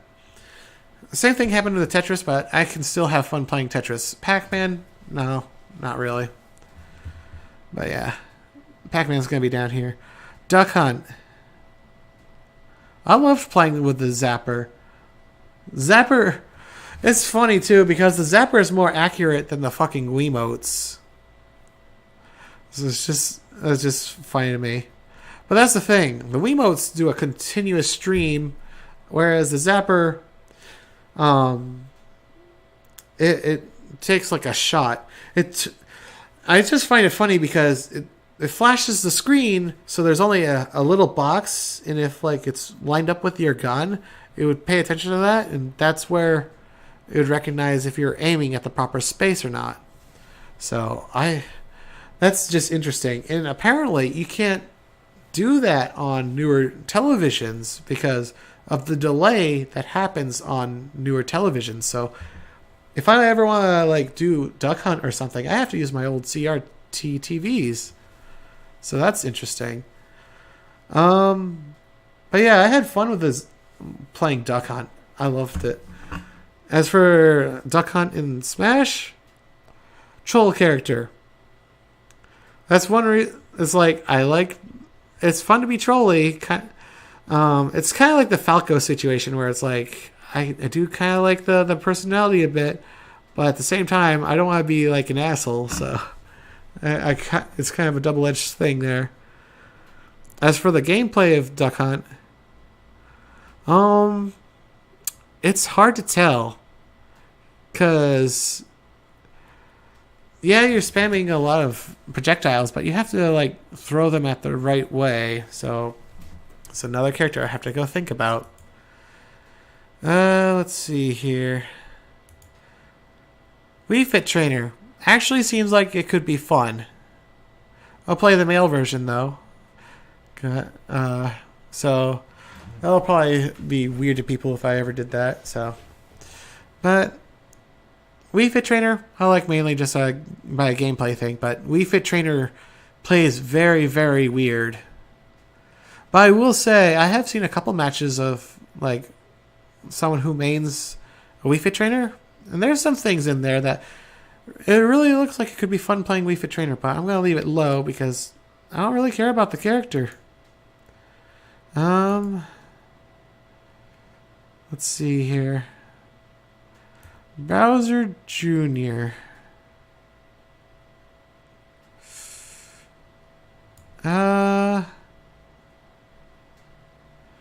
Bowser Jr.'s gameplay seems like it's pretty simple. But I just haven't played it enough to really understand the mechanics of the car. So, but if I were to play it, I'd probably use Iggy, I think I would probably use Iggy because his crazy like screams and laughs goes so well with the clown car. I like Bowser Jr., but well, Bowser Jr. the clown car just doesn't fit for him. You gotta have someone crazy, and that's gotta be Iggy. Ludwig's my favorite of the Koopalings, by the way. So there's that. But yeah, I could get into the Bowser car, but I don't know. Just not enough for me to... Not enough about the character that makes me want to go play them. So that's why he's down here. He could be really fun to play once you get the gameplay down, though. Ken and Ryu. I've tried playing Street Fighter games multiple times. And it's just so annoying. I press the same inputs over and over and over and over and over and over again for hours. And it's still not done. Still not done. And I'm just trying to do a basic thing. Just a basic special move. It drives me nuts. And it just burns me out on playing Street Fighter. Because the inputs are so small. But here's the thing. Smash Brothers could be the bridge between me and Street Fighter, because Ken and Ryu they're a bit tight on the input thing, so that could be a little bit of a in between. Also, because of a lot of like fast characters, I'm trying to do like more specific techniques. I'm probably gonna get good enough to like maybe I should try doing Street Fighter again now that my fingers are like working properly or something like that. But we'll have to see. Problem with Street Fighter though, there's no real character that I'm 100% like, that's the character I want to use. I mean, the closest character in Street Fighter that I can think of that I like is Vega. Because he's got a mask. And he's got a claw. And those claws are cool. I like claw weapons. Don't see him as much as I'd like. Claws are cool. Unfortunately, once I looked into like Vega's background, he's kind of a creep. Kind of a prick. This is so narcissistic. I don't know. His personality is just a big slime ball. It's like worse than Wario even. Well, at least Wario's kind of jolly. He's like, ha ha ha, I'm a bad guy, ha ha. But Vega, he's just a slime ball. It's like, ugh. I don't want to play a character like that. Unfortunately, Vega's gameplay is also really fun, so yeah. But I'll have to look at Street Fighter again if I ever play it, which is unlikely. Also, Vega's sounds, the yo and all the other stuff, I used to hate that, but it's grown on me. I fucking love that. It's just so weird though because it doesn't match with the mask and the claw. It's like, why is he making such silly noises? He looks like he's supposed to be a serious man, but he's not. Alright, Squirtle. Squirtle is kind of boring to me. That might change after playing him and realizing that there's more stuff with him. Same thing with Ivysaur. Yeah. I'll just put there. Because these are going to be right next to each other no matter what, probably. Because Squirtle's fast and has combos and such, which is something I can love because look at Sheik. She's up there. Then we got Ivysaur. I like zoning and projectiles and such, so he could be a thing, but I don't know. Ivysaur seems a little outclassed by Piranha Plant for the things that I like about the two of them, so We'll have to see. I'll have to go back into Ivysaur and see what I like. Because I don't think I ever fully understood Ivysaur. Because after all, once again, only played it in subspace. You don't really get a full understanding of a character when you play it in subspace. After all, some moves act differently on the enemies in subspace. Then Zero Suit Samus. I'm pretty sure she's one of those characters that has a very basic style of approach. It's like if you're only trying to do the up air, up B combo with Meta Knight. That feels like what Zero Suit Samus is all about, except she's even more limited.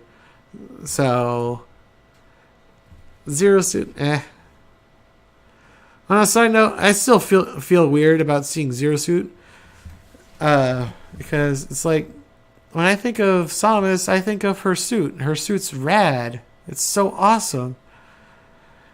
But, I should mention, like, when I was younger, I hated Zero Suit Samus and, like, any other character that had the attractive body type sort of thing, because 9 times out of 10, that shit's used in advertisement. So when I saw Zero Suit, I'm like, advertisements. I don't want to see your ads.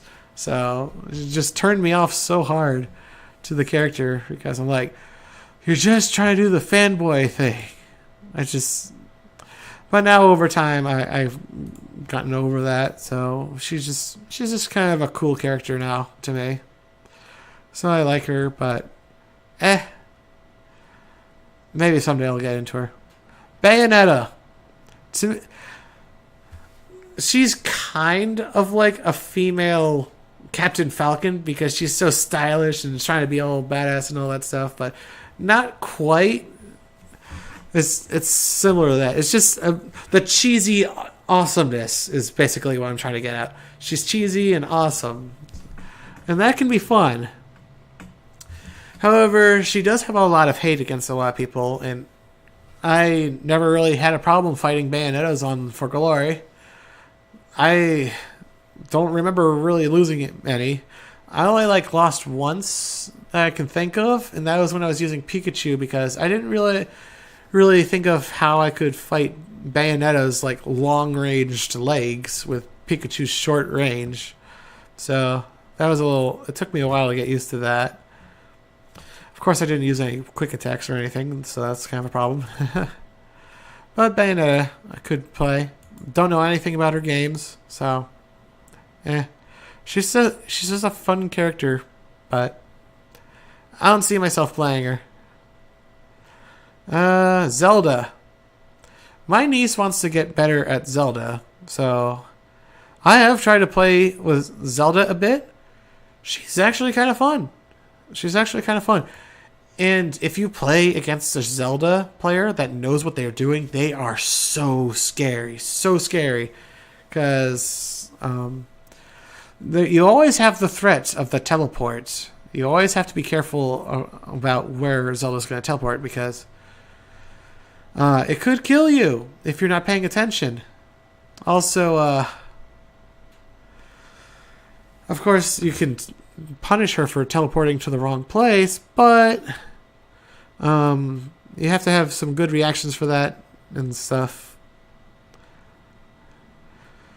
But yeah, I like Zelda, and she's getting buffed a lot in this version, so. But yeah, if I play Zelda, it's probably mainly going to be because of my niece, because she loves playing Zelda. So, it is a really fun character to play, though. And Palutena. Palutena is fun. The reason why I didn't play her much in Smash 4 is because the custom moves that were fun, I couldn't really use online, because you can't do customs online. So I just never bothered with her, because the most boring moveset that she could play was the one that you had to use. So that turned me off to Palutena pretty hard. I like Palutena. She's so trolly. Just a trolly goddess. I don't know. But yeah, she's a very defensive character. I liked playing her in the short time that I did get to play her, so she's cool. And yeah. And I do find it funny that, like, most of the girls are, like, right next to each other, but that's really how I feel about where I feel like playing them on this, like, little tier list.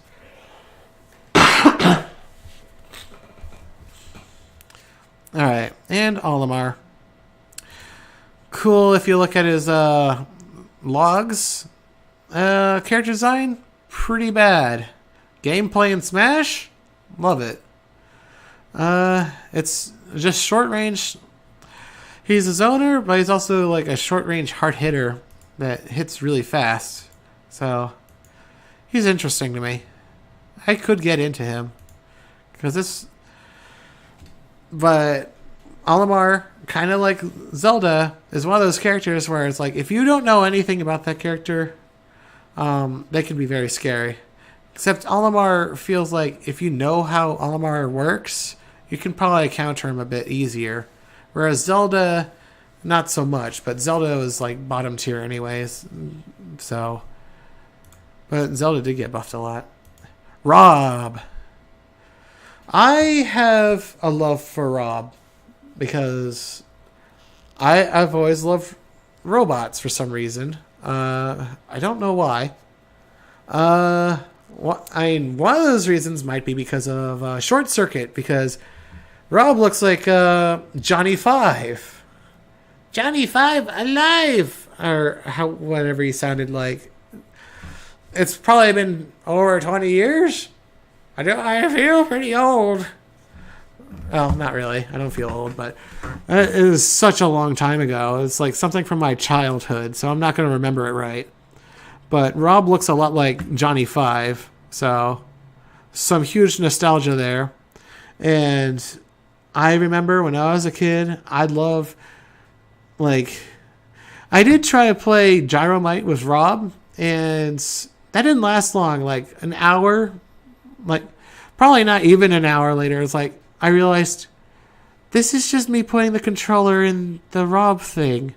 Why don't I just press the button myself instead of waiting for him? So I never really played with R.O.B. That's like the couple times I tried to do it. So, but here's the thing though. I loved R.O.B. because I just had fun having a little buddy sit next to me, watching me play video games. So I grew attached to him because when I was a kid, I liked having that little robot watch me. So yay.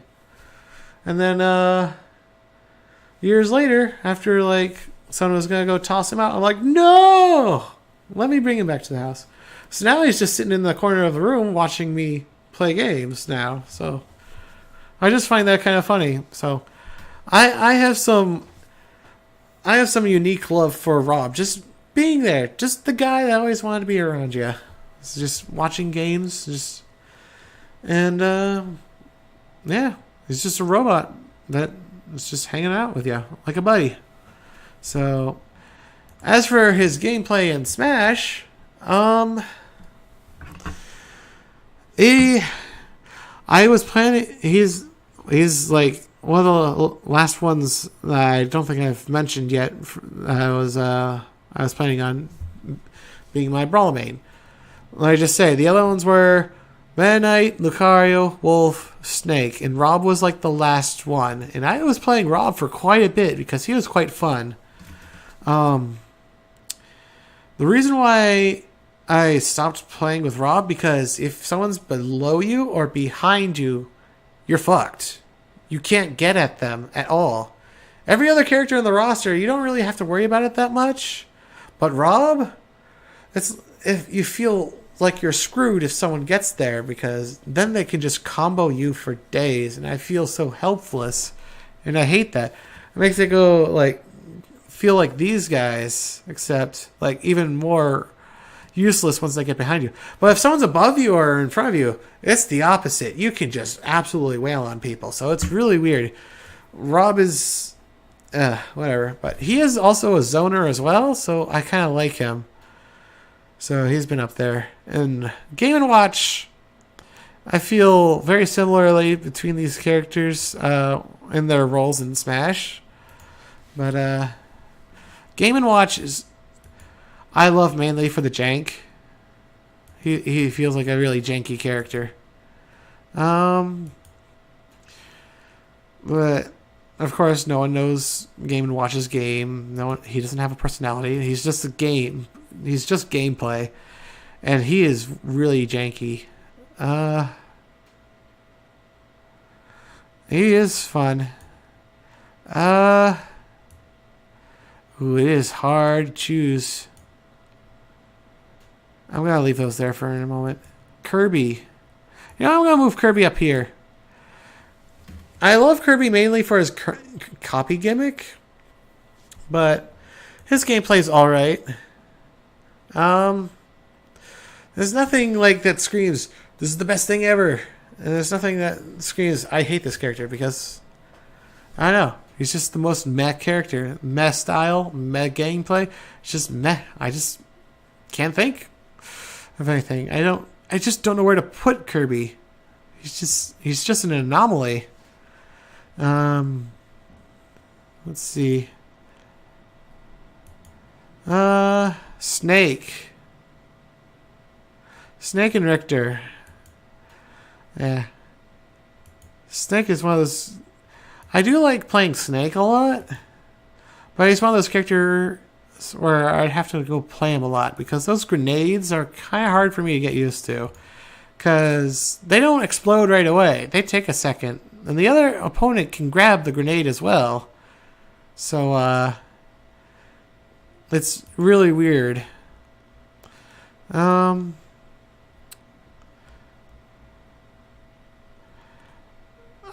Snake used to be much higher on my list of like wanting to play, but he's getting pretty low. Richter, he seems pretty basic. I think I might actually put him in between these two. I don't know. Villager is I don't know. I mean, I like long range, I like projectiles, but I'm afraid that Richter might be too slow. But he doesn't look too slow. He's one of those characters, I don't know what his overwhelming weakness is, but he should be like low frame rate. And if that's the case, he could have a Shulk syndrome, where it's like, he may have all that range, but once you get up close to him, he's fucked. So, I might have to move him down a little bit because of that. But right now I'm going to leave him there. Actually, I'm going to move Snake back up. Because these characters really do feel I feel very similarly about these two characters. And not because they have headbands. Not at all. Alright, Villager and Isabelle. That'd be fine to have like Isabelle right next to Ridley. Anywho, Villager. I mean, I like zoning characters. Yeah, I'll probably have to move them down here. I'm gonna move them down here. Villager and Isabelle do play differently from each other, but I like Isabelle a lot more than Villager, so I'm gonna move her there. And they're pretty much zoners, so... Oh, actually... Do we know what Isabelle's side, forward air, and back air are? I don't know. If Isabelle was a more physical version of Villager, that would be interesting. I have to go look at her moves. Just once again, one of those characters. You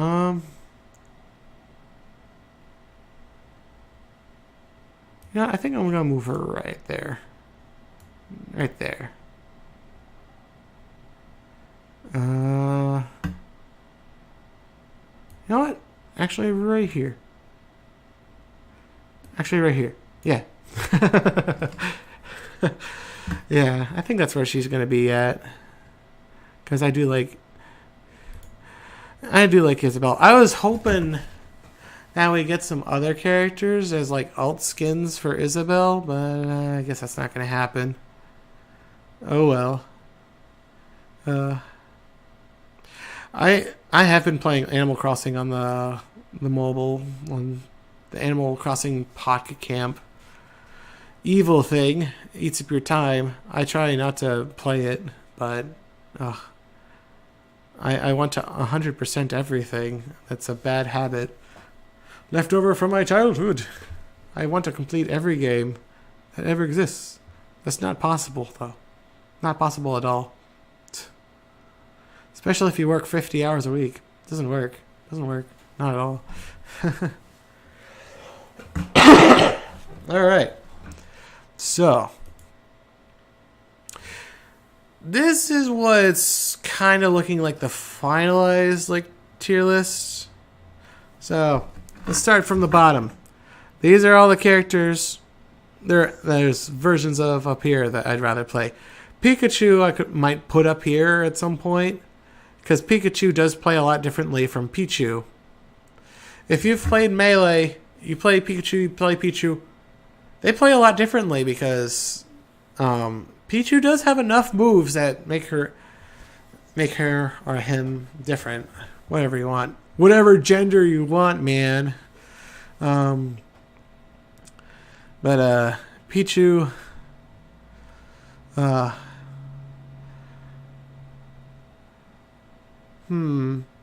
don't know. I'll have to come back to it. But one of the reasons why I like Pichu, I suppose I should mention some stuff about Pikachu. Pokemon Yellow was the first game I ever played. And in that, Pikachu follows you everywhere. And at the time, there's not many games where, like, something in-game would care about you. You're usually just fighting the whole world by yourself. But just having a Pikachu just be there by your side at all time. And you can just always go back and just, like, look back, talk to him, and be like, yay! It's happy. That made me really love Pikachu. Even though I hated Pikachu at the time because it's a cute thing. Oh no, I hate the cute things. But that made me really love Pikachu because Pikachu was always there to support me. Always surprised me that Pikachu wasn't like level 100 when I went back to check my Pokemon Yellow save data. I thought I made Pikachu level 100, but no. And I thought I did the same thing with Mewtwo, but no. Pikachu was like level 86, Mewtwo was level 91, and Kadabra was my only level 100 in Pokemon Yellow, apparently. I did finish the Pokedex as much as you can in Pokemon Yellow, though. So I definitely had a lot of time to play with Pikachu. So I grew very fond of Pikachu because of Pokemon Yellow. Every other area I've ever seen Pikachu, I just didn't care. But Pokemon Yellow made me love Pikachu. And then I get to be Pichu, Pikachu's little bro. Because Pikachu has shown me the ways.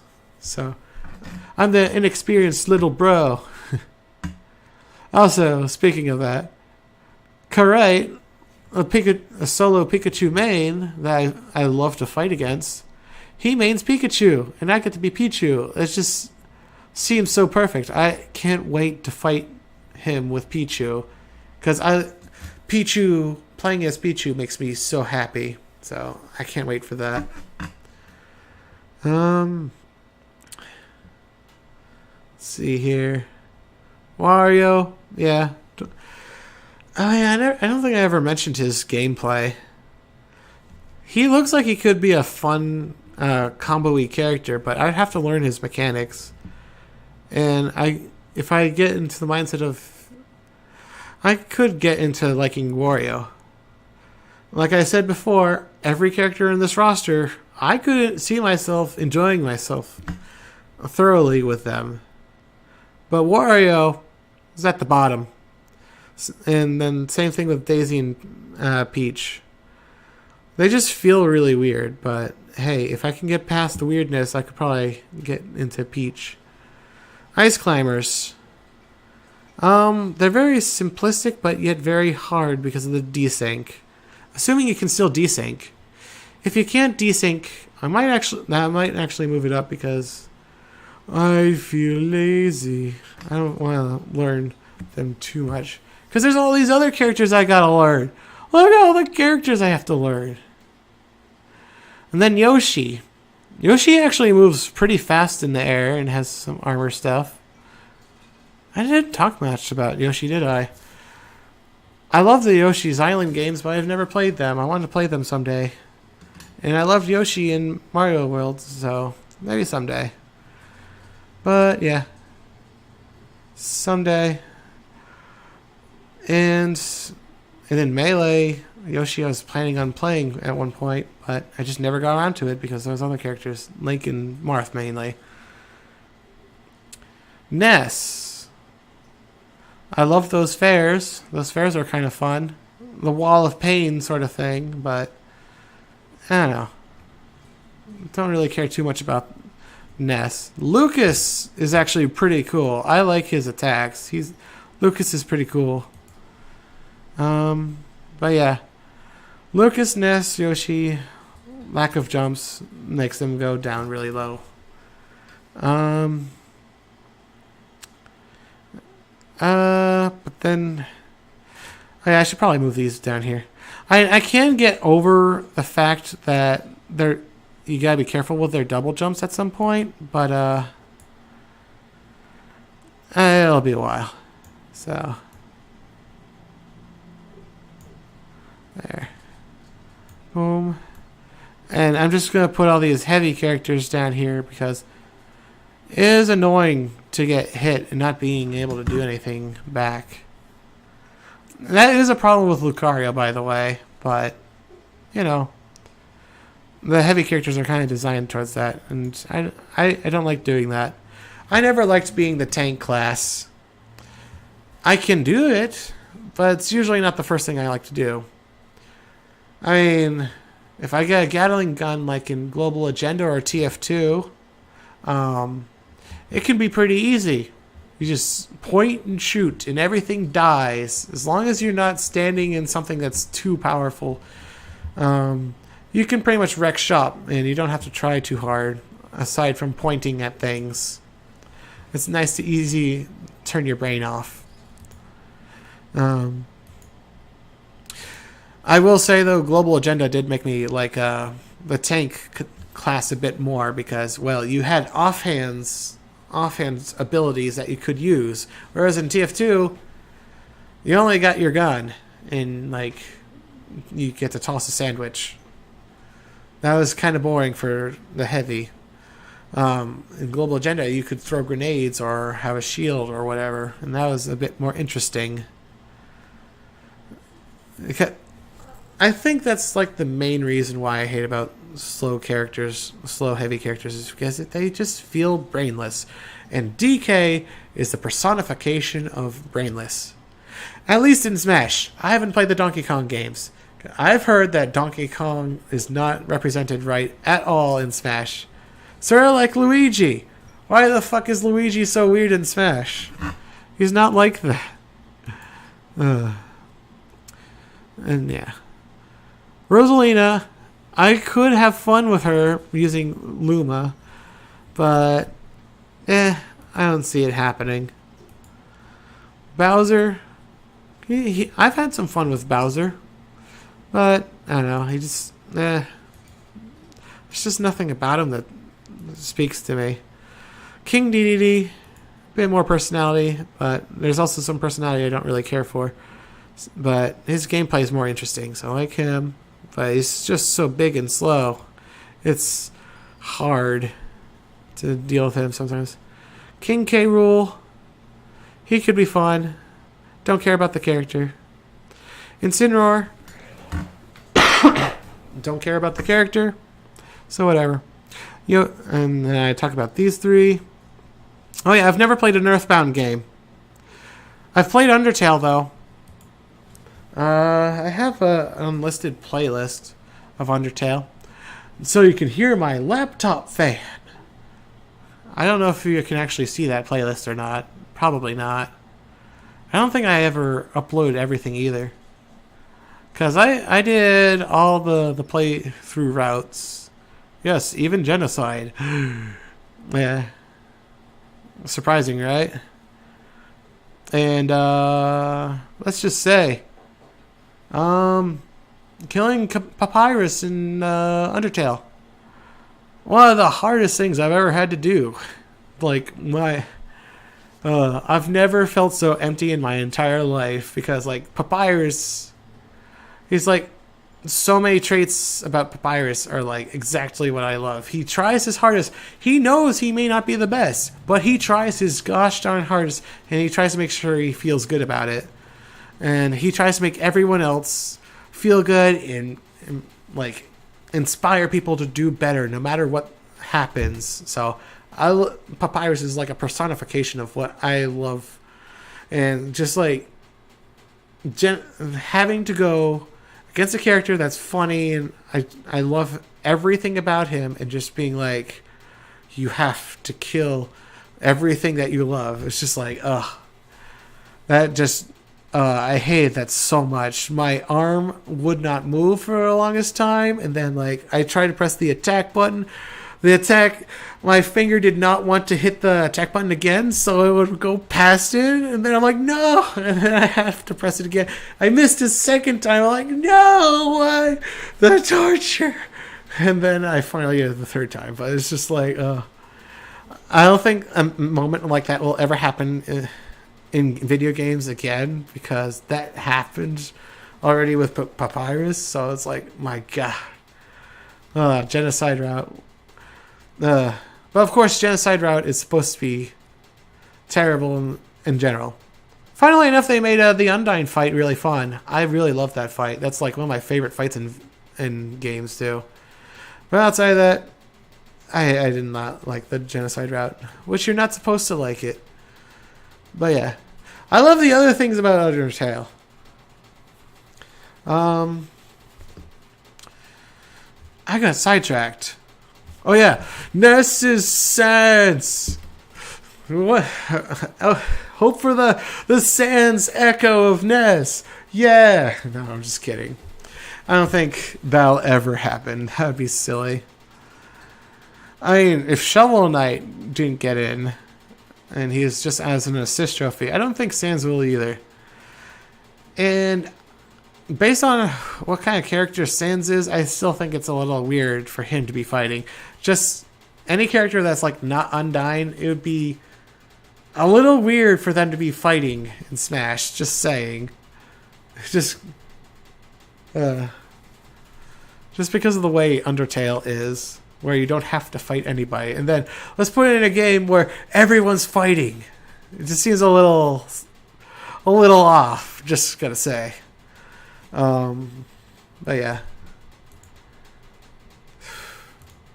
Why did I... Oh yeah, that's right.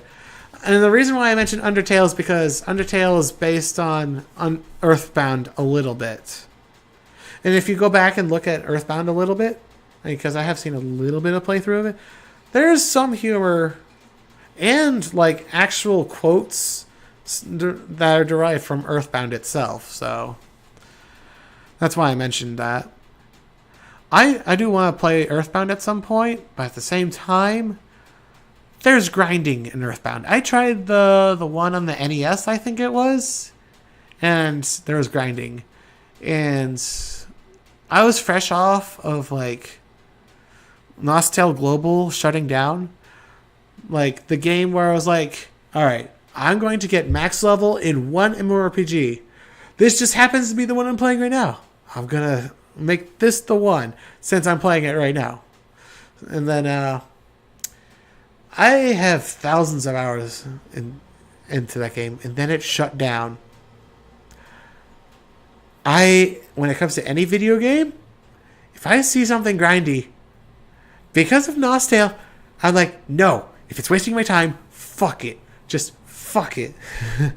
Because I just don't have time to waste thousands of hours. There's so many games I could play in the time of those thousands of hours and have much more fun. Fuck grinding. There's reasons for it, but it'll be a long time in my life before I can do any grinding thing, but really, there's something I'd rather do besides that. Jigglypuff. Now, I didn't say much about Jigglypuff before. I just said that she was a wall of pain. That's why I like her in the game. She's a wall of pain. It's fun. I don't know if you ever have a chance to really use rollout, except for breaking someone's shield. And then just like kind of taunting them with the rollout. But that wall of pain is fun. As for the character itself, I used to hate cute things, but now I kind of like Jigglypuff. But it's not like I love Jigglypuff or anything. She's just an okay character. It shocked me when I first heard her in Smash, but, well, at the time, the Pokemon anime was kind of big, and Jigglypuff was kind of big at that point, so I wasn't too surprised. Jigglypuff is pretty much, like, irrelevant completely in Pokemon now, but, hey, she's still around. She's a fun character.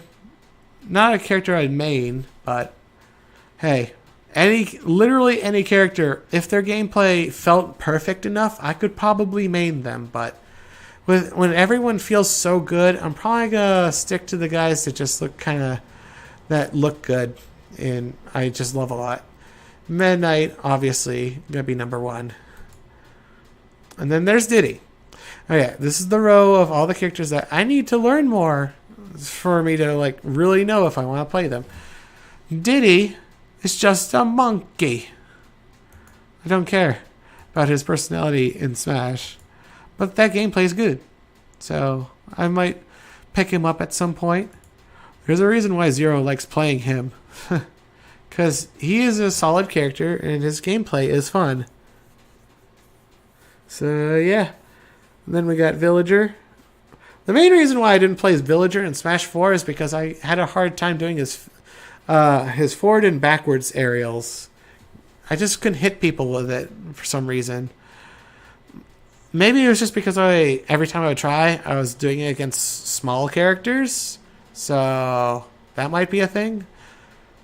And the people I'm going to be playing against the most is probably going to be using Kirby or Pikachu. Characters that are very easy to avoid those because they're just so small. Kirby can just flatten out against the floor. Kirby and Pikachu is just small in general. But Villager does feel kind of fun in general, so I might try him again. Pac-Man, kind of boring in general, but there are things about Pac-Man that can make him really fucking awesome. But I don't know if I'll get there. He's a character I have to invest time into. Same thing with Mega Man. Mega Man's a bit more obvious, but I still have to take some time with him. Duck Hunt. Same thing. Zoners are going to be a lot like that. Wii Fit Trainer. Wacky. Very strange moveset. I'd have to play them to know if I like it or not, because it's excuse me. It's going to take a while to get used to playing Wii Fit Trainer. Bowser Jr. It feels like he's a bit too focused on single hits, but I don't know. I'll have to try playing him some more. Because I don't see Bowser Jr. that much. But I'll be playing as Iggy if that's the case. Ivysaur. He's very weird to play. He doesn't feel like he's very fast, but he is very unique. So I have to go play with him some more against human opponents because Subspace Emissary isn't going to cut it. Squirtle. Played Subspace a lot. Not going to cut it. But he does look like he could be fun against human opponents. So I might do that. Even if I don't care about Squirtle.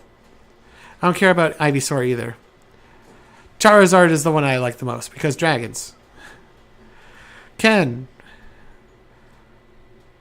Once again, bridging the gap between Street Fighter and Mii. And he's just fun in general. But I'd have to learn him because there's a lot to him. So I could get into it. Isabelle. Isabelle looks like fun. I like the character.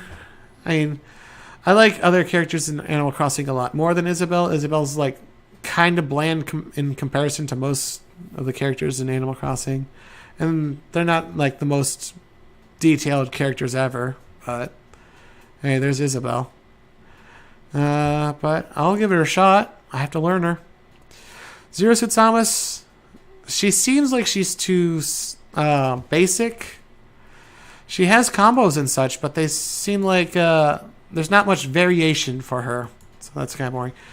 Bayonetta feels a lot like Zero Suit, but she has a lot more variation, a lot more interesting things going on for her. But I don't care much about Bayonetta. But hey, and also that cheesy awesome style that Captain Falcon has. Bayonetta, I could see her. But she does have that stigma against her. Everyone hates Bayonetta because of Smash 4, so that is a reason. I'm not going to say that I play... I am not going to lie and say that I am not going to have my decision influenced by other people at all, because that is the thing. Funnily enough, that's also why Zelda's like up here, because my niece plays Zelda, and I want to be able to be like, hey, you play Zelda? Here's some tips I know about playing Zelda. So she's up there. I could play Zelda. Zelda is fun. Palutena, kind of defensive. I kind of like her in general. She's trolly. I love it. So she's good. Olimar, short, hard hitting, fast attacks and he can zone a little bit. He's fun. I like his log entries. Hate his character design. So he's just right there. Right next to R.O.B, who's always been my buddy that's been watching me play video games. And he's an interesting zoning heavyweight. I like it. But gosh, I hate feeling like combo food sometimes. I can get over it because look at Meta Knight. He's combo food like crazy, but yeah, it bothers me with R.O.B because I feel like I can't do anything. Game & Watch. I love his gameplay. He's so wacky. I don't care about the character, but the gameplay is so fun. So I could get into him. Snake. One of the characters in Brawl, like R.O.B, that I was planning on doing. Oh yeah, and Pit, and Lucario, and Meta Knight I was planning on doing. I don't think Snake's going to return after Smash Ultimate, if there's another Smash. So, I don't feel too strong about playing Snake, but he does have like a lot of traps and projectiles, so I could really get into playing Snake. And then Richter, I love long range. He has lots of range and projectiles. He could be a really fun character, so I could use him. I don't care about Snake's style. I haven't played Metal Gear. The only Metal Gear game I've seen all the way through is Metal Gear Rising Revengeance, which I think I saw like two best friends play through, and they were like, hey, that's like a combination of this and this. So basically, from what I'm getting, that game was basically like a summary of like the rest of Metal Gear, except the cheesy, awesome way of summarizing it too. So I liked that Metal Gear. Someday I might get that game. Yeah, especially if I get to play as Blade Wolf. Except he was not Blade Wolf yet. He was the whatever the fuck his name was before. I love Blade Wolf. There's no way he's getting in Smash. Not a chance. But I love Blade Wolf. So, and I will say this. Sometimes when I say greetings, I think of Blade Wolf because that's just one of the things that he says. And I've been saying greetings like, I don't know why I started saying it, but I've been saying greetings for when I like say hello to people for some reason a long time. But yeah, so that's one thing I like about Blade Wolf. All right, Richter. Oh yeah, I already said him. Falco, love his style. Gameplay's the worst out of the Spaceys, but I love his personality a lot. But I like Wolf's personality more, and Fox has no personality. So Fox and Falco are kind of even on how much I want to play them. But I think Falco's gameplay is going to be just bad enough to make me put him down here. Even if he does have a really nice spike. Actually, he has 2 spikes with his shine and his down air. And I do like fighting Falco players. Falco's an interesting player, but I just have to go play with him more. Robin, I wish he had his hood. Mage Swordsman, that has a lot of black. I love him. Yeah. Kirby. I love him mainly for the copy gimmick. And his gameplay's okay. Not much to say about Kirby. He's just there. I could get into him. Mewtwo. Used to love him more than anything else in Pokemon. Then I hated him the most. And now I just love him again. Just not as much as I used to. So, and his interpretation in Smash is really weird. But he's still fun to play. So, I'll play him sometime. Dr. Mario. More fun than Mario. I mean, he looks better than Mario. Mario probably has a better gameplay, but I don't know. I'd have to go play between the two. Dr. Mario does have different moves, but that the black outfit that Dr. Mario has is my favorite of the 2 Marios. Dark Pit, he might be too basic, but I do love his style, so we'll just have to see. Piranha Plant, wacky character. I would love to. I could see myself playing Piranha Plant, but it's a character I don't care about, so it's not going to be like Meta Knight or Lucario where I'll get attached to them like crazy. It'll just be a gameplay only thing, like Game & Watch. And then there's, same thing with Captain Falcon, just gameplay only. Captain Falcon and Ganondorf, they're just like cheesy awesomeness. Yeah. Then we get into these characters, which are very likely to like become mains and secondaries. Sonic is fast. He gets like combos and such. So you can see Sheik up there. So it's like it's very likely. Corrin might be a bit on the slow side, but if I get used to his moves, I could really see myself playing him a lot. Ike, I love playing Ike players and being Ike because it feels like a mind battle. So, because it doesn't feel like there's any jank or gimmicks that can get in the way of an Ike fight because he just fights so honest compared to every other character in the roster. That's why I love Ike. Fox. Used to love him more than anything. Then I hated him because of his brawl voice and realizing that he's just a generic good guy. But I still do like Fox a lot nowadays. So I could get into him. And his gameplay is very fun. So I could do that. Oh, crap. I never organized these guys. Let's see. I think I'll actually move up Roy right here. Chrom's recovery is going to hurt him a bit too much for me, probably. I like Roy's charge up move. Also, his outfit in Smash 4, love it. He does look like he's mobile, but like the armor that he has, his legs look kind of cool. The leg armor he has, I don't know how to describe it. I can't even remember it 100%, but he just looks really nice. It's so hard to choose between these. Like,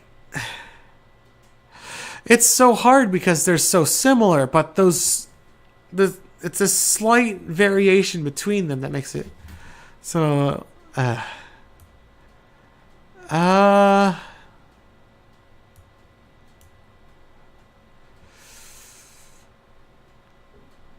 think.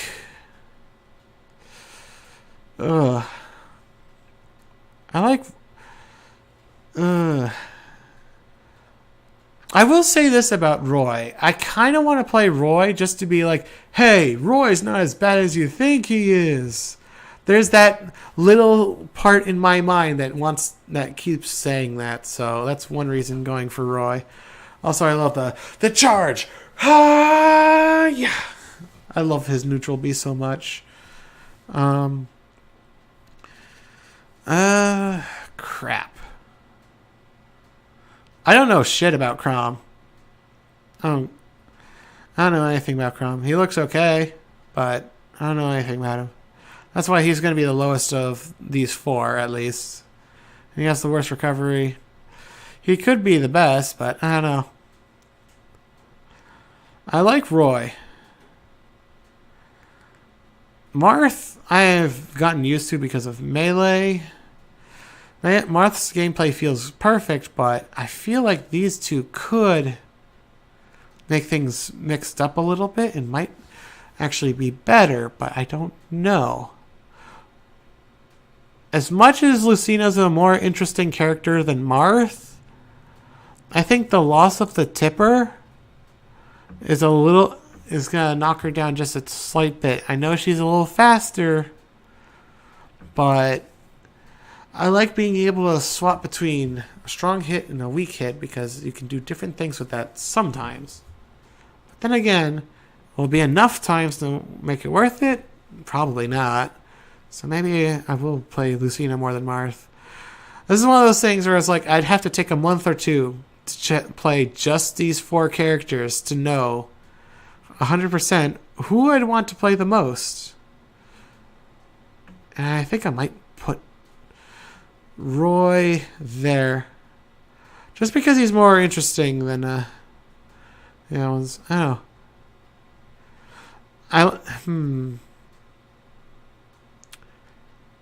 I think the other thing is I'll probably do Roy more because I want to learn Roy. Because I already know Marth, but I want to learn Roy. So I'm probably going to play Roy a little bit more, at least for the beginning of Smash Ultimate. So that's probably what's going to happen. Then we got Charizard over here. I'm going to move him down here. He's a little too basic. I don't know why I put him so high.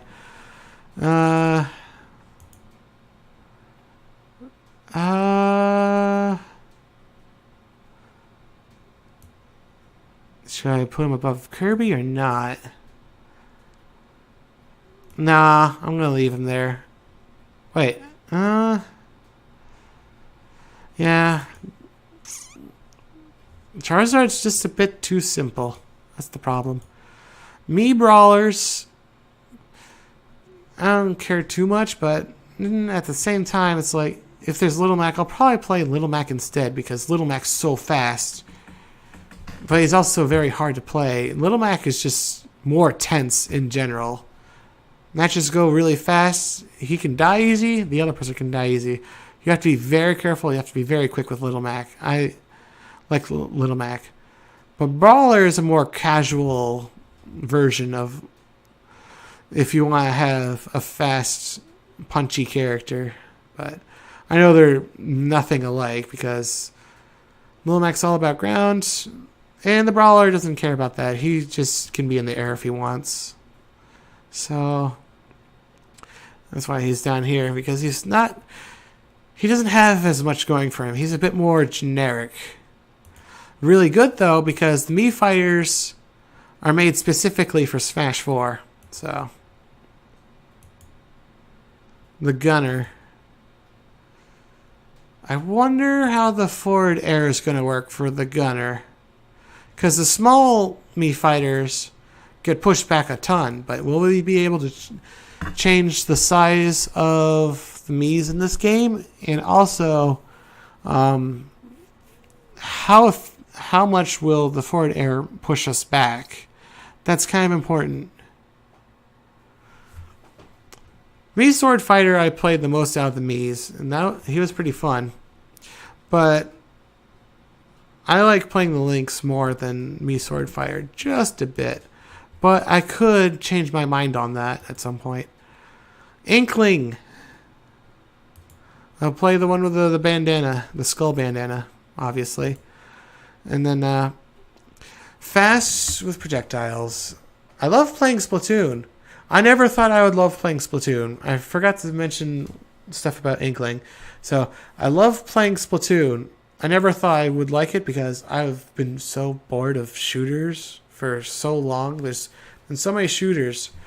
But here's the thing I like about Splatoon. It's one of those games that has mobility added into the mix. That's why I love Firefall and fucking Global Agenda, because of their jetpacks, there's some verticality to it. In Tribes Ascend, there's a bit more going on, whereas so many shooters, you barely move anywhere. It's so boring. Everyone's on the same plane. You don't. It's just so terrible. You just have to have more things going on to it. And a lot of shooters, they don't have extra abilities. At least Inklings have like a grenade and then a special thing. But I wish, it's too bad there's not more. But hey, at least it's an ability. And those grenades are a lot more effective than the just toss it and explode, which is like the only grenade that is ever in most shooters, and that's annoying to me. But yeah. But being able to, the mechanics with the ink of being able to travel around, just going more vertical and all that other stuff, there's a lot more unique gameplay in Splatoon, and I love it. I won't mention weapons right now because that could be another like 5 minutes of me talking about Splatoon. But yeah, I'm in a Splatoon Discord, so I'm going to be playing Inklings from time to time for sure. Fast, speedy character with projectiles, so yeah, I love it. So I definitely will be playing with the Inklings.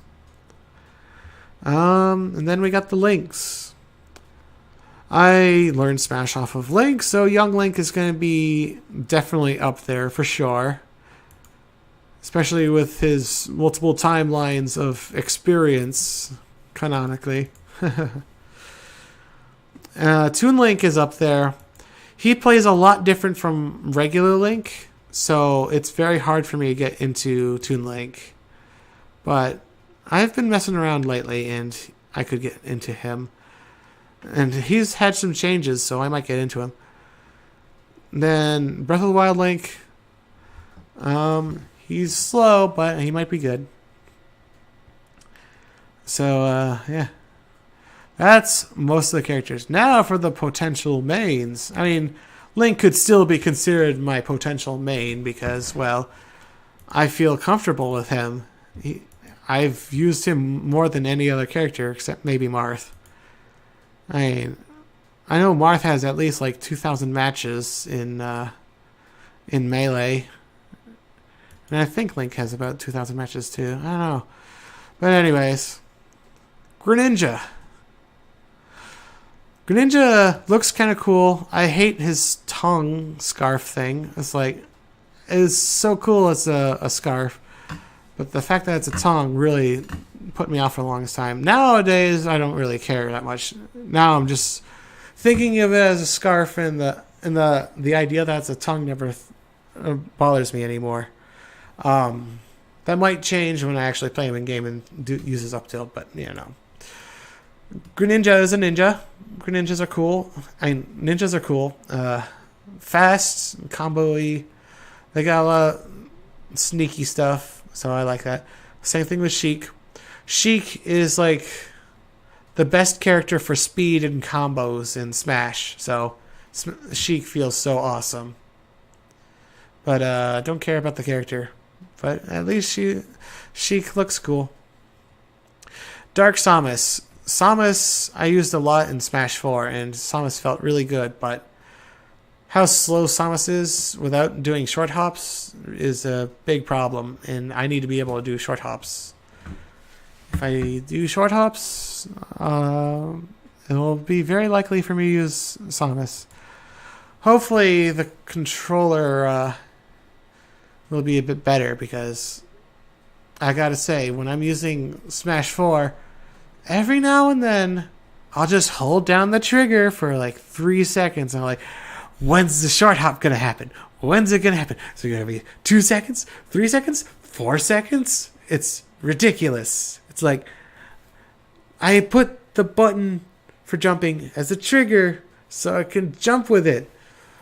But if it takes if there's even a second of delay as opposed to pressing X or Y, why the fuck even bother?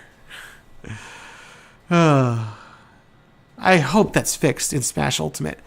I'm so hoping that's fixed in Smash Ultimate, because I want to be able to short hop with the trigger.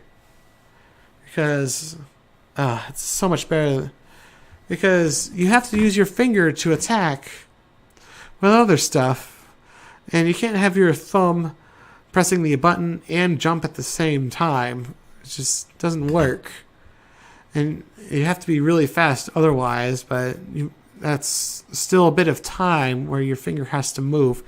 Why not just have another finger that's in the process of moving while you're removing your other finger? So I'm really hoping the controls will be responsive this time. I hope that's the case, because that drove me so nuts. And that was the biggest problem with Samus, because Samus, more than any other character, she has a 4-frame jump squat. She is extremely slow in the air. So, more than any other character in the roster, I mean, unless if I'm forgetting somebody, she relies on the jump squat so much more than anyone else, because she's so slow. And that she needs that short hop to make her faster. So, bothers me. I might be able to play Samus though. Anywho, with that little rant out of the way, Shulk. I hate how much combo food he is when people get in his range, because he takes forever to have any move come out, because his range is ridiculously long. But, yeah. Also, I gotta say, I'm kind of glad that Cloud's range was shortened a little bit, because long range was, like, Shulk's thing. But Cloud had almost the same range, but was ridiculously faster than Shulk. It was like, what is going on here? Oh, yeah. I like Shulk's style. I like his whooshy sword. I like his Mimi taunts. And the mono arts are actually fixed this time. And there's a fucking... Oh yeah, there's a friend that wants to play Kirby, and maybe we'll do doubles so he can use the Monado. I don't know. Unlikely though. But hey, it's a thing that could happen. Wolf, my favorite of the 3 Spaceys, has fun gameplay, and I am a sucker for anti-heroes, so he's a pretty solid pick. I like him a lot, and he was like my favorite character to play in Brawl, because I wasn't playing Meta Knight much at the time, because I heard about Smash 4 at the time that like everything was unlocked. So yeah, Wolf, definitely gonna be giving him a shot. You can expect me to spam the wolf howling taunt. Ridley. Like I said earlier in this, I don't want to say the entire thing earlier, because Ridley and Meta Knight, I had a huge story about those two, so I'm not going to say much about them. But yeah, a bunch of things I love about Ridley, so he's up there. He's actually a heavyweight that's fast, so that's interesting. But he's fun. And if we have squad strikes online, definitely having these two be in the team, whatever happens. Because I love the Pichu and Ridley stuff. It's just hilarious to me.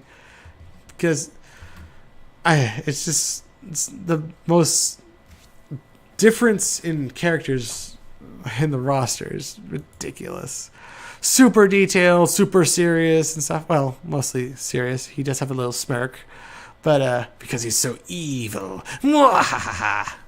Oh yeah, I did read the Metroid manga, by the way. Ridley is so cheesy evil in that. I fucking love it. It works somehow though, but it makes me realize that that manga could have been written a little better. Because there's a lot of cheesy villains that are written the same way that Ridley was in that. But Ridley did some shit in that manga though. Yeah. But taking the most brutal character and then you get Pichu over here. It's just, I love the contrast. And then we got Cloud. Advent Children costume looks fucking awesome. And then his gameplay is fast and fun. Projectile, long range. And he hits hard. He just feels so good overall. So I like playing Cloud. Lucario.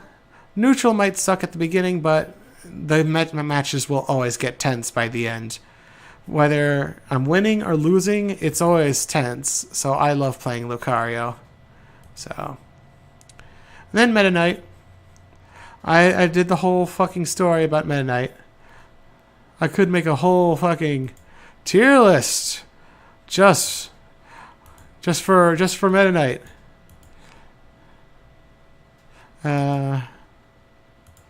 Yeah. Fucking the meta of who is my main. So yeah.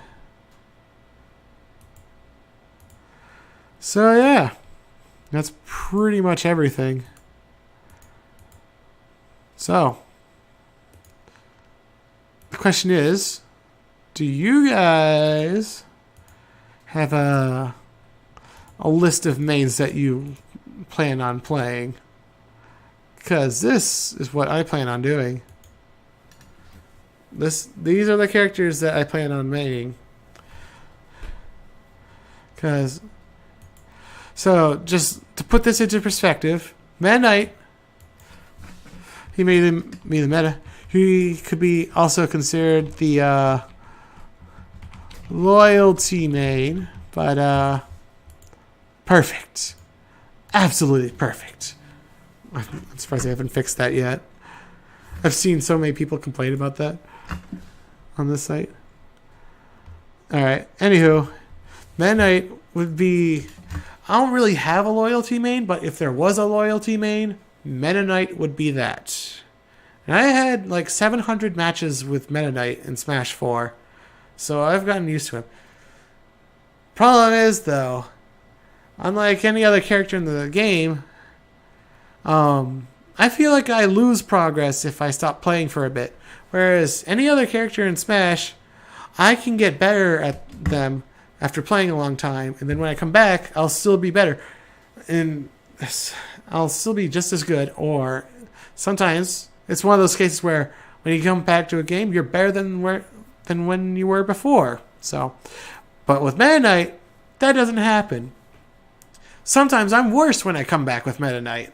So, that's a problem with Meta Knight. He has all these things going for him, but he's like the only one where I'll like regress in skill level after not playing him for a while, and that's a problem.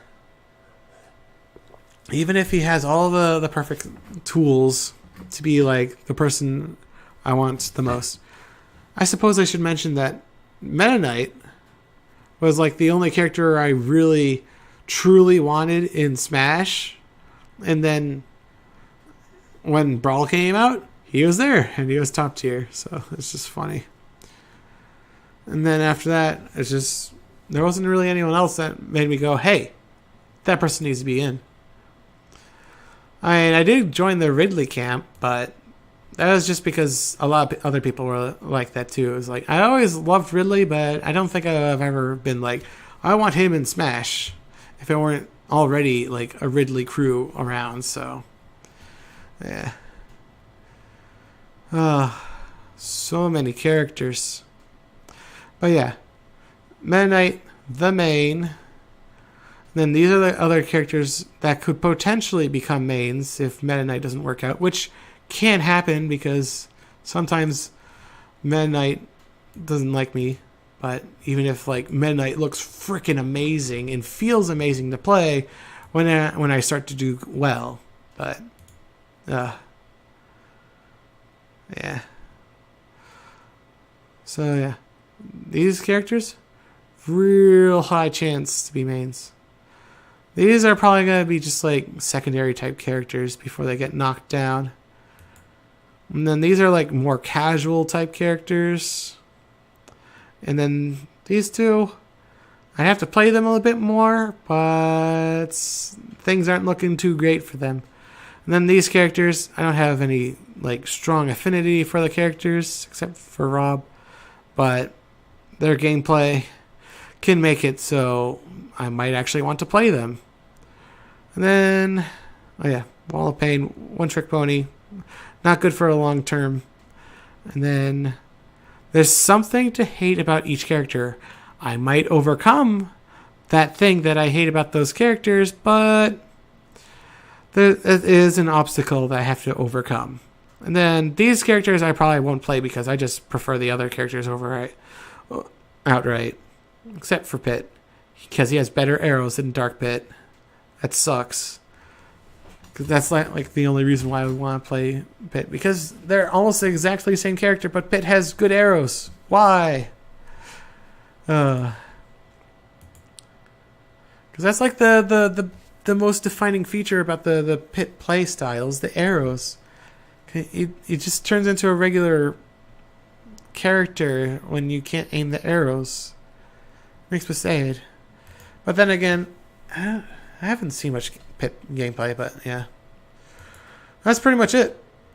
But these six here are probably the ones that you're going to see the most of when I play Ultimate. But of course, we still have DLC. There's at least 5 more characters that we're going to get. And when I play the game, this could all change. This is just basically my first impressions of the roster, so we'll have to see what happens. So, what do you think? What do you think? Are there any characters that I picked that you picked? Like, I mean, I doubt anyone's going to comment this. I doubt anyone watches the whole thing. But hey, if you do, say things in the comments. Like, what you thought. What about your characters? Maybe I'll go link this site to you in the description. Like SSB World. And you can make your own tier list on who you would like to like play the most, because I'm curious. I like seeing this stuff. It's nice and relaxing. So nice to see you there. Farewell.